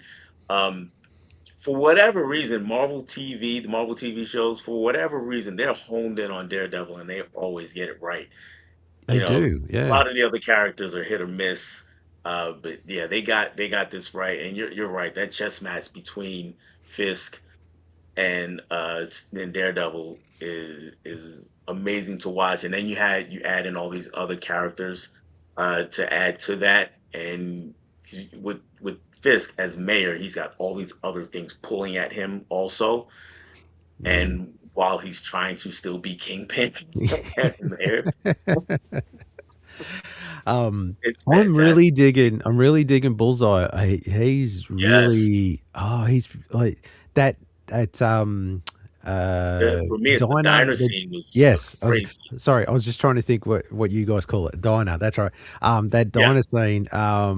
Yeah, I was just like, that was just pure gold, like classic, almost like out of the comic books, like Bullseye. But the guy who does it, I love how they would kind of they have that part where he's helping the next door neighbor with a cat, and then he's just like, then he's in this diner, just literally obliterating them. Right, right, It's like, right. it's And it so was so funny good. because he kind of walks in, he kind of sits down, kind of unassumingly, and orders I can't remember. I think he ordered some pie or whatever he ordered. Milkshake. Milkshake, that's what it was. That because Orders he's the like, "What are you milkshake. famous for?" And she goes, "Milkshakes." He goes, "Well, I'll have one Yes, of that's those." right. What are you famous Yeah. for? And I'm sitting there like, okay, where are we going with this? What is about to happen? Then when he told her to, basically call 911, it's like, oh, okay. But I love This is how gonna he's just get like interesting. he's literally got the toothpick and like that's his first weapon, and then he's flinging forks around and what a like the man. That I mean, but that's the character. It's like he can literally use anything as a weapon, and the fact that he was just like the cutlery master all of a sudden, and he's just like flinging forks and knives left, right, and center was funny, but it was also awesome to watch. He's Yes. just Yes. shows his skill level. Yeah. Absolutely. Uh, Quick thing. Stacy's here. She says hello and thanks. What summer movies are you most anticipating? We talked about a few of them. Ooh, we've talked about a few. Spider-Man is a big one. We mentioned Oh more last yeah, episode than this episode. We did talk yeah. about it here this episode. Oh, when they obviously release some more trailers, we'll definitely talk a bit more about it. But Mhm. oh, I don't know. Look, for me, Spider Man is probably the most anticipated one. But as a Master Universe fan, yeah, Master Universe is a very close second for myself. Like it's yeah, I am so Absolutely hoping worth. they get this right as a fan of this franchise for the last, oh God, 40 plus years. Yeah. I'm really hoping they get this right. But yeah, how could I not want Spider? Like it's Spider Man. Of course, it's going to be the numero uno movie. You know, like that's Right. going to be the And big one one. of the trailers we did play earlier, Supergirl. Yes, yeah, that would probably be my third. I reckon that is probably yeah, that'd come in a strong third. hmm Mm. Stacy add excited for the new episode of this program. Thanks. Hi, Kal-El. Excited to see Devil Wears Prada 2. We see that in cinema. Also, highly recommend that new movie. I swear I haven't seen that. I have seen the trailer for Devil Wears Prada 2. And you know what? I'm gonna go. I don't know if I'm gonna see it in theaters. I'm gonna see it. I don't know if I'm gonna see it in theaters. I'm gonna rewatch the first Devil Wears Prada because I haven't seen that in probably 20 years or whenever it came. Whatever year it came out was the last time I saw it. So Yeah, I'm gonna check that out. Like I said, I'm not sure I'm gonna see it in theaters, but I am definitely going to see it. I can't say I've seen How the about first one. yeah? 'Cause I usually understand. this is because usually my wife gets me into these ones. So like I know all the Bridget Jones movies, I know all the different rom coms and whatever else. I've seen them all, but Devil's Weird Prada, I don't think she ever really got into that one, so we never actually watched it. So yeah, I can't say I'll be seeing it. I don't think that I know of. So yeah, Making Michael Jackson's Thriller. That was the video you referenced, yeah, and he said he just broke out mine. I just broke out mine the other day. So yeah, so he's yeah. got it on DVD more than likely. Yeah, no, I just remember how And big of an event it was. It was just huge. it was definitely a big one. Stacey, excited to see the fall movie Whale Fall. I don't think I'm familiar with that one. No, It me will be an neither. exciting disaster movie. The chap gets swallowed by a whale. Interesting book, but I think the movie will be better than that. But time will tell. Okay, yeah, I'm Yeah, not I've familiar with never that one. heard. Are you familiar No, with I that one? can't say I've heard that one either. No. Okay. And did you get the Arrow release of Under Siege? Would you like if they did one for Marked for Death? Um, I didn't. I have Under Siege and Under Siege 2 on Blu-ray. I have Marked for Death on DVD. If they do a one for Marked for Death, I will probably get it because again, that's just a DVD. Um, I will probably not get the 4K for Under Siege. I don't think I need a 4K of those movies. They're fun, but I don't think I need to go spend a bunch of money on those. Yeah, I'm not a huge Seagal fan, but I'm a bit like you. I think I've just got Under Siege 1 and 2 on DVD, and yeah, Mhm. I'm happy with that. I could, like, Yeah, it's not a movie I throw in on a regular basis, so I don't think I'll upgrade to the like blue or 4K for that one. But yeah, I'm happy with DVD. At least I've got it. yeah. Like Under Siege was fun. I enjoyed it when I first saw it. So. Exactly. Nobody ever passed out from a Taylor Swift concert. Exactly. Where she stood still for 2 minutes, specifically referencing the Super Bowl performance of Michael Jackson. Have you ever seen that, Troy? Now, when did he do that? When did he do a Super Bowl? Ooh, this was like the first of the big Super Bowl performances, and Oh, this was right. I might have missed. Yeah, 90. It was early 90s. yeah, And what happens is, they announce him. There's nothing there, and then he comes flying up out of the from the beneath the stage, and he lands and just literally stands still, just stock still like a mannequin. And they pan to the crowd, and people are crying, and some people literally passing out. They had to be Wow. taken out. And that was a thing that happened at a lot of Michael Jackson shows. People just literally passed out as soon as they saw him. Yeah. And I mean, it's crazy. And then he performed after that. So, it's on YouTube. I know it's on YouTube. I might have to So look it up just out of curiosity. Yeah. Wow. Like, yeah. yeah. Who would you cast for Prince biopic, and who should direct? Ooh. I'm gonna say this for who I would cast. My wife and I were having this conversation, literally coming home from Michael, and it was like, you know what? Whoever there is to play Prince, we don't know who he is yet. I don't. There's nobody out there that I would cast right now, at least for me. Directing, Yeah, I can't who'd think have of thought? anyone like because he's a certain stature, a certain build, he's a certain look. I know these days prosthetics and whatever else, but as you said, like that can be distracting. You kind of want Mhm. him to look somewhat similar at least. God, I can't think of anyone off the top of my head that could do it, but I would love to watch a Prince biopic for sure. I would love to Yeah. watch one. I'd I, really I love to would know his too, but like story. I don't know who could play it. Yeah. Directing, I mean, whoever's out there that's done good musicals, I'm fine with. I don't um I don't have anybody in particular in mind. Yeah. Yeah. DJ Joey Joe, thank you for coming to my channel and joining us. It's the first time I've seen you over here. And it's people at my job going as a group to see The Mandalorian. Oh, Outstanding. nice. Yeah. Outstanding.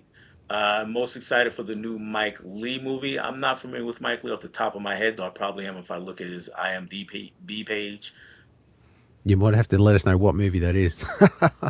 Yeah. Beastman and Trapjaw, is that one? I don't know. Nah, yeah, Beastman Trapjaw from Master Universe. Yeah, hope they make it look Yes. better than they have Oh, looked that's in right. the. Oh, Cool. yeah, yeah.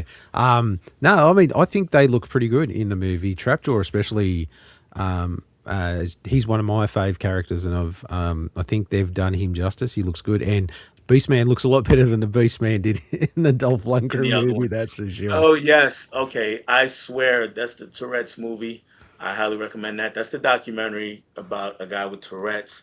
And he's the guy that caused all the controversy at the BAFTAs, the Oh, that subject of the one. movie. Yes, Yes. yes, Yes. that's right. When Yeah, Michael B. yeah. Jordan and Delroy Lindo were on stage, he blurted out the N word, and then there was lots of Yeah, that's right. controversy surrounding that. Yeah, yeah.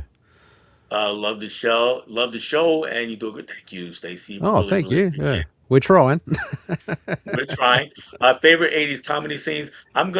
If we have time, we're gonna put a plug in it right there because we do have some more things to get through. Yeah, And if we have time, Stacy, we will come we'll back come to back that to that question. one. That is an interesting question. But we do kind of got to move on a little bit to make sure we get everything in. And we are up to the social media pickups for the month. Do you have any that you are showing off here today? I have an absolute gem this month. Something that I would consider probably one of the hardest things to get that I've been looking for. I know I always say that, but then I end up finding something even harder.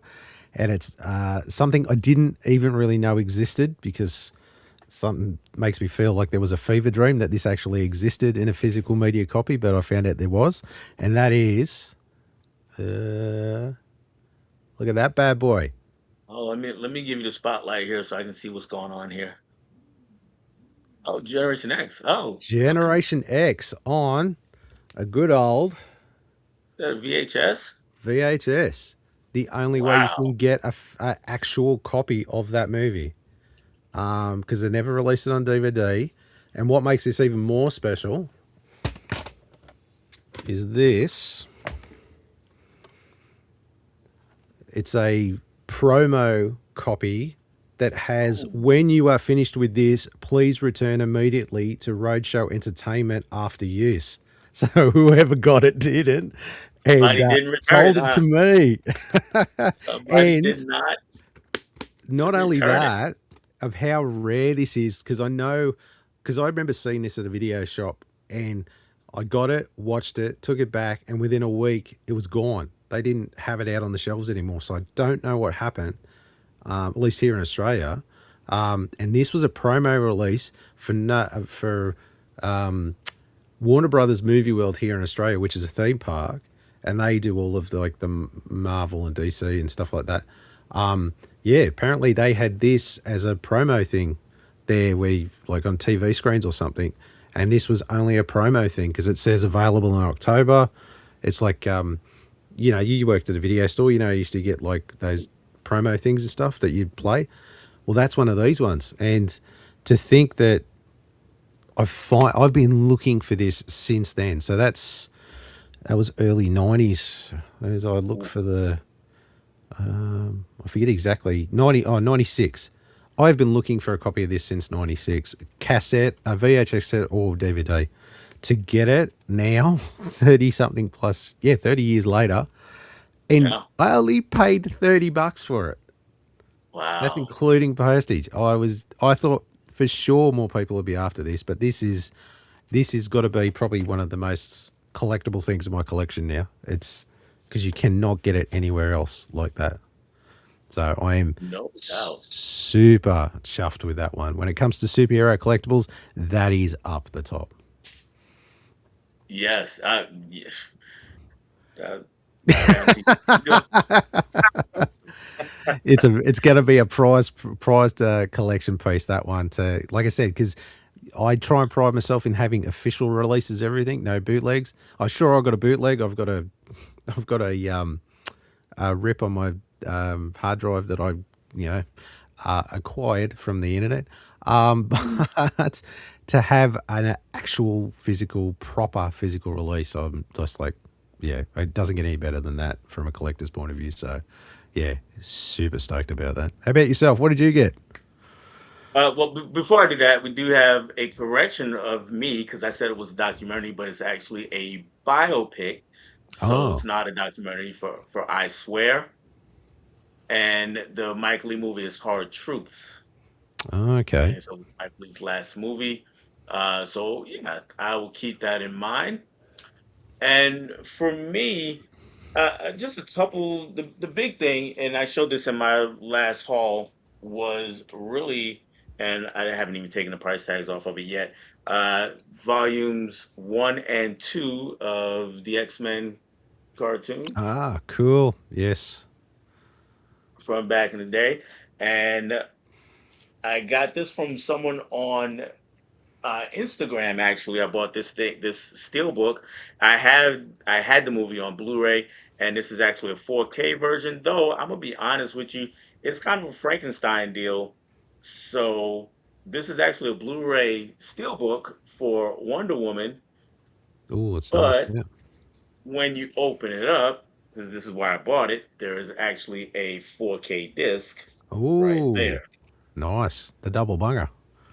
Yes. So that one and the other one is something well actually a couple more steelbooks with the Equalizer 3 for Blu-ray, which is right there.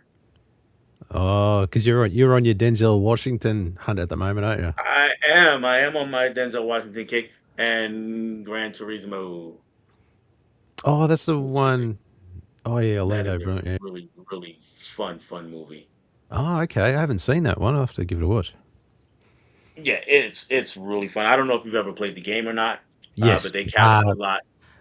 I remember on PS1 when that bad boy come out, it was the premier game. My brother went Yes. insane for that game because he's more of a car guy than I am, and he would Mhm. play that for hours. So I did it on PS2. I played it on PS1, but I did that on Yeah. PS2. I Yeah. played that game for hours and hours. Let me tell you how bad it got. If for people who play the game, you know this. I mean, when you're trying to complete the game, there are certain races that are literally 24 hours long. And but there was an option for auto drive, right? So since I collected all the cars, most of the cars in the game, and I had an F1 car that I knew was faster than all the other cars in the race. So I was this is first thing in the morning. It's like 6 in the morning, 7 in the morning. I put the game on and set it to auto drive, go to work, come home, eat dinner, do all those good things, and come back to the end to that night and see where we are in the race. And maybe I drive for a little while and put it back on auto, and then go to sleep. And the next morning I'd stop it and see if I won the race, which I usually won the race because I had the fastest car. And I Wow, I did that didn't several know that. times. Wow, that's That was insane. very cool. And you didn't even have to leave the TV on, as long as the The PlayStation was PlayStation on. was So running. That's insane yeah, that they would create that. That is, God, that's insane. 24 hours. Like, yeah, you don't see that any day. Like, there's no commitment anymore from these kids. I used to, no, there was one game I used to play on the Commodore 64. Did you have a C4? 64? Commodore 64? I did not have one. I had a friend who had one, Oh, right. so I played a few games with them, but I There didn't was have one personally. there was a game on that. It was from England. It was called Rockstar Ate My Hamster. I don't know if you've heard that one, but No. it was a music-based game, and you were a manager of a rock band. So you would assemble a rock band, and you would get them to record songs, and then you would tour them, and you would try and get them to 4 gold records. That was how you finish the game, and it would take you through 12 months of them touring. So from 1st of January all the way to the 31st. So every day, so 365 days you would cover, and you would have to manage the band through that. And an average Wow. game would take minimum 4 hours. So if you went to Wow. sit down to play, you would have to start and be like, okay, the next 4 hours. And I played that game, I don't know how many times, trying to get those 4 gold albums. I could get to 3, but I could never get to 4. I actually had to watch a YouTube video of someone doing it to see what the end of the game was like, because I tried for years. And it turns out it was so anticlimactic. I was like, I'm almost glad I didn't do it, because I would have really been Wow. depressed. So you've But yeah, been I better loved off it. not watching the YouTube video, and just keep on playing and see what happens. Maybe. I don't know. I think I'm glad I did see the video, because yeah, it was just so anticlimactic. It was kind of, you did it, yay, and Yay. I was Yeah. like, oh shit, is that all? You mean I've spent Wow. half of my life trying to get to the end of this game, and there was nothing to really see? Oh yeah, Yeah, but yeah. I've never heard that game. That sounds Oh, that sounds it's great. actually quite fun, because you have all different obstacles to go through, and you work out like where you're going to tour and how much you charge for the gate, and then of course um your publicity. You record an album, so you work out when you do releases of videos, and it's actually quite in depth for an 80s game. I've never seen anything like it since. I've looked for games like that, never seen anything even close.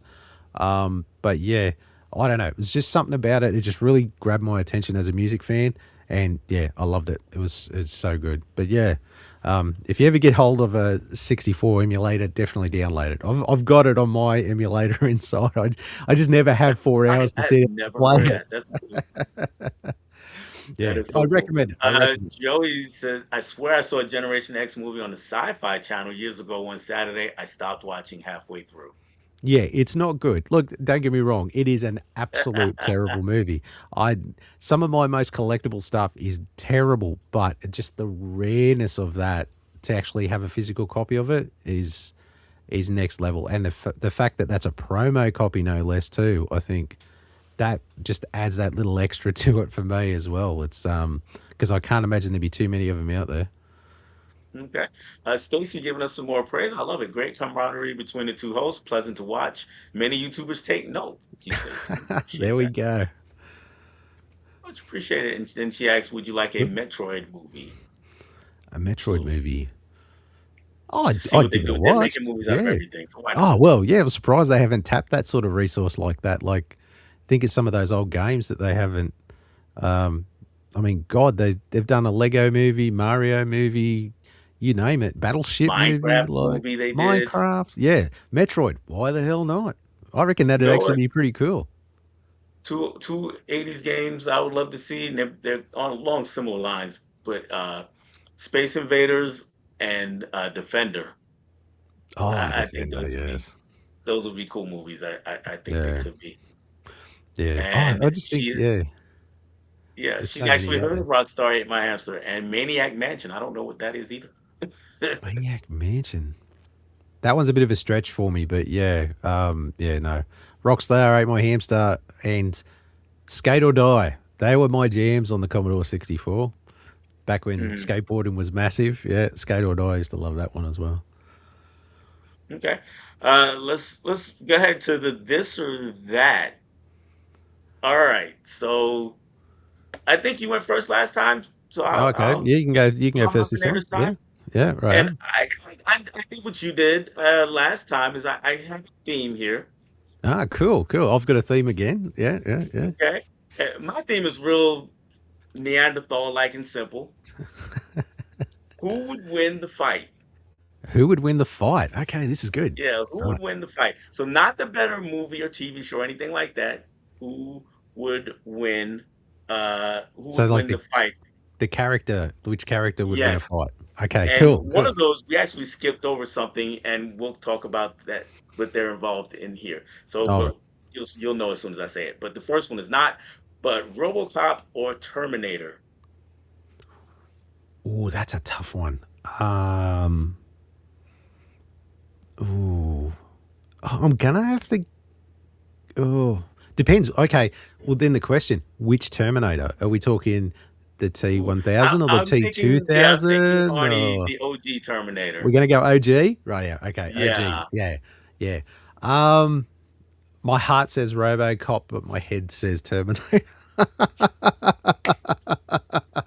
I love RoboCop, and I would really love to see him win. But I think because he's a cyborg and he has some weaknesses, I think that the Terminator wouldn't. I think the Terminator might get it over him. I think. Definitely in agreement there. So I'm good with that. All Yeah. right. Let's get some human beings in here. Jason Bourne or John Wick. Oh, John Wick. Yeah. Ah, John Wick. It's Keanu Reeves. I don't care what you say. Yeah. No, look, don't get me wrong. I like Jason Bourne. He's good, but let's face it. How good is old Wick? I mean, he's just unstoppable. Yes, yeah, he's absolutely. And the last one is where we have one of the characters involved that we're going to talk about in a minute. Atomic Blonde, which Charlize Theron as the Yep. Atomic Blonde, or Charlize Theron as Furiosa. Oh, yeah, from Atomic Blonde. She was, yeah, yeah. I think I'd go that way. Yeah, Okay. yeah, she's more where Furiosa's probably. I mean, she's probably grew up fighting. Where I suppose the other one's got a lot of training and stuff involved. She's a specialist and stuff. I think she would have the edge. I think in that sense. Yeah. And she actually has two of her own arms, so I will. I The will go that way bonus. also. Bonus. Talk about get the upper hand, shall we say? Yeah, absolutely. Absolutely. I'm full of dead jokes. Rightio. And so I've got a theme for my this or that, and something come up the other day that I saw, and it got me on this spiel, and it's my love of 80s vehicles from TV shows. So we've got the first one is: would you prefer to own Knight Rider's kit or Automan's car? Kid. Yeah, I know. I was trying to think of a juxtaposition to kit, and the best I could come up with Automan's car. Well, you know what? Auto Man's car was too much. Yeah, too neon. When Auto Man, he's doing 300 miles an hour. He's like 90 degree, changing lanes at 90 Bang. degrees. Yeah, that's too much. Yeah, very Tron style, isn't it? I Yeah, think they yeah. actually, I think they got in trouble because they like Tron people were like, yeah, pretty much copying us. If I remember Yeah. reading something rightly, yeah. But yeah, no, I'm Kit all the way. How could you not want Kit? Because he's got a bit of sass to him as well. That's right. You can talk. You can have a conversation with That's Kit, right. Yeah, and you if you can get have in a trouble, he can conversation. help you out. Yeah. Okay, now I tried to pair these up. This is more a cool factor. This is, would you have Smokey's Pontiac Trans Am from Smokey and the Bandit, or would you have the 1969 Charger from Dukes of Hazzard? Oh, I gotta go Smokey, Yeah, Smokey. and yeah, I've got to go with not Smokey Well, the with Trans Am. Pontiac, Burt Reynolds Pontiac Yep. from Smokey and the Bandit. Yep. Yep. I've got to go with that one. There's a couple reasons. Um, I mean, we all wish we were as cool as Burt Reynolds, right? So Yeah, he that's was. one. Two, I love the Dukes of Hazzard as a kid, and as a teenager though, I watched Smokey and the Bandit so many times. It's ridiculous. So I love that, and not to mention the generally too many historical references going on there Yeah. for me. So let's move. I'm going with the Pontiac.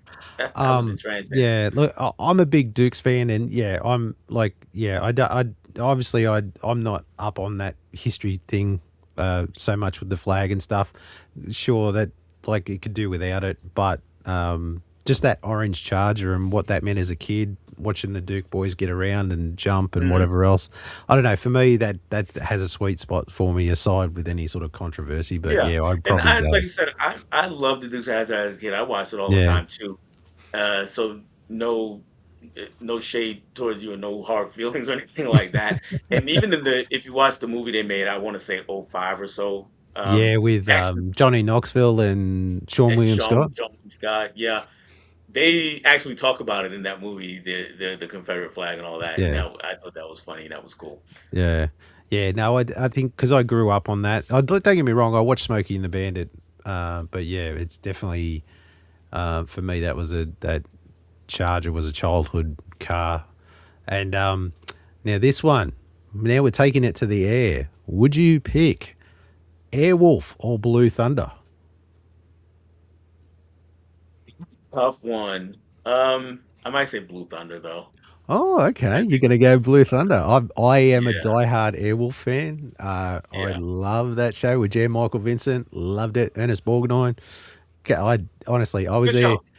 show. What was it on Channel 7 here in Australia on a Friday night? I used to be there watching Yeah. Airwolf. I used to love it. Yeah, yeah. I've actually got one other one. This is just out of. This is one I just thought up today. Actually, I remember you asked me a music one the other day. So what would you pick? R&B or rap? What is your jam? I'm a hip hop head, so I would go with rap.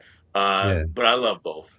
So yeah, uh, yeah, and I g- I grew up almost simultaneously with rap. We're yeah, roughly the same age. I think I'm a year or two older, yeah. but I That's didn't right. Yeah. really know what it was until I got to be 7, 8 years old. And I mean, it's really part of who I am, so that's where I would go with that. Oh, okay. Yeah. I would probably go rap too. Like, I don't mind like Run DMC and Hmm. um, Public Enemy, Cypress Hill.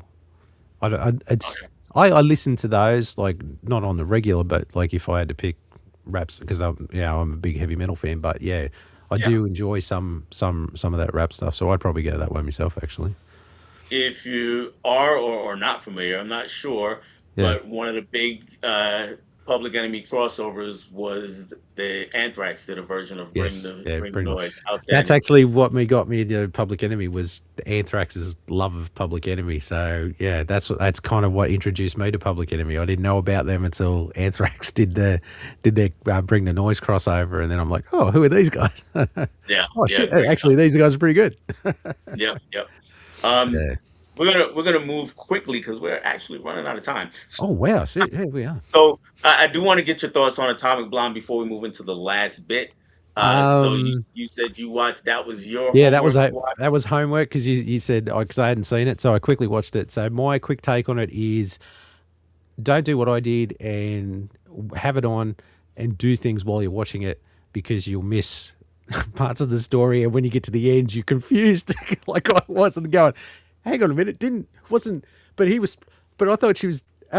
Oh shit! That thing's got so many layers to it, and I think I need to sit down and watch it again intently because everyone's double crossing everyone. Everyone's doing. Yes. But going to what we were talking initially about her and her fight scenes, they were spectacular. They were John Wick level stuff. Yes. That's I Yes. remember you A lot saying of the that's the same people fun involved. part. Yeah, yeah, Yeah. I enjoyed that. My Yeah. favorite, the staircase scene, Yes. Yes. just amazing. Oh yeah, Amazing. didn't she? She took a beating and kept on ticking. Fair dinkum. Right. She. Oh yeah, it And you was. can tell that, the people involved, they something that doesn't happen in other movies. They look tired. Yeah, that's it. They were fighting. They all look rooted. They were just like, oh, Yes. just like, they're just getting to the point where they just had enough. But yeah, it's Oh yeah. no, I enjoyed it. But yeah, definitely, if you're gonna watch it, make sure you stay focused on it because the end may confuse the hell out of you. Yep. But yeah, For me, I watched the John Candy documentary, John yep, Candy, I Like Me, yep. and I thought that was really good. But like a lot of these docs, it's a sad movie. Because of the I way know the way it's a the sad take like on his life and what like he's that classic tragic comic. yeah. Yeah, A exactly. lot of tragedy, a Exactly. lot of sadness in his life, but to everyone else, he was the funny man. But he had a lot going on. Like He did. And let's go ahead and finish it up. And if I feel like I'm rushing through it, if you guys feel like I'm rushing through it, it's because we've only got a couple of I minutes don't left. have a problem admitting we're on the free version of this platform. So we got to get in under 2 hours, and we got about three and a half, 4 minutes. And your top three franchises was your idea for this one. Yeah, my idea. Top three franchises. Now, the franchise must have at least three or more films, and Hmm. it's something you watch on the regular. It doesn't have to be the best franchise in the world. Doesn't have to be a Fast and a Furious. But it just has to be something you enjoy on the regular. So my three, like I said, we're rushing through this. So my three so from three to one would be Clerks, the Clerks trilogy. I love the Clerks movies from Kevin Smith. They're my favorite, and there's something I watch regularly. Old Rambo, can't knock Rambo. Rambo, I love Rambo from a kid, which is not right because I shouldn't have been able to watch him as a kid. But anyway, it was the 80s. We were allowed to do whatever. Yep. Parents didn't watch us. So I love my Rambo trilogy. I know the last one was terrible, but yeah, give me Rambo any day. And of course, Star Wars is my number one. I've watched that. I've lost count. And it's Star Wars. Got Yeah. quick side note for Rambo. Apparently, there's a reboot coming or Yes, prequel coming. I have heard about this. So I am keen to watch that. I'm curious to see where they take it. It'd be good. Anything Rambo, I'm in. Yep. All right. For me, I'm gonna starting with Friday the 13th, and these are really not in any order. I love Friday the 13th movies. I don't quite watch the whole thing every year, but I at least watch a couple of them every year, and every few years I'll watch the whole thing all the way through.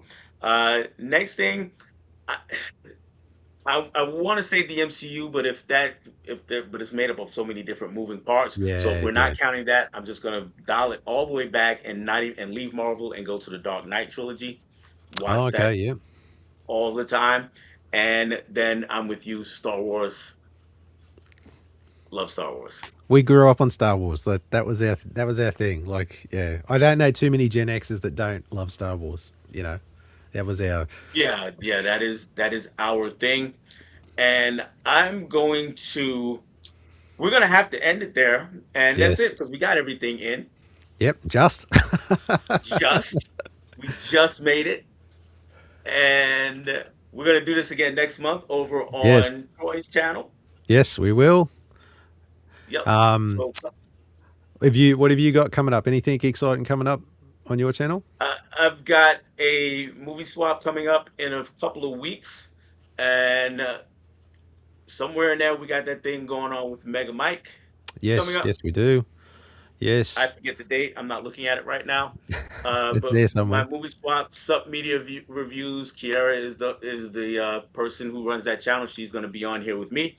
And for you, Yes, I'm up to season 4 of Super Friends. I've got that coming out at the weekend, I think. So that's fun to check that season out. What a weird season 4 was. Wait till you see that. Oh my god.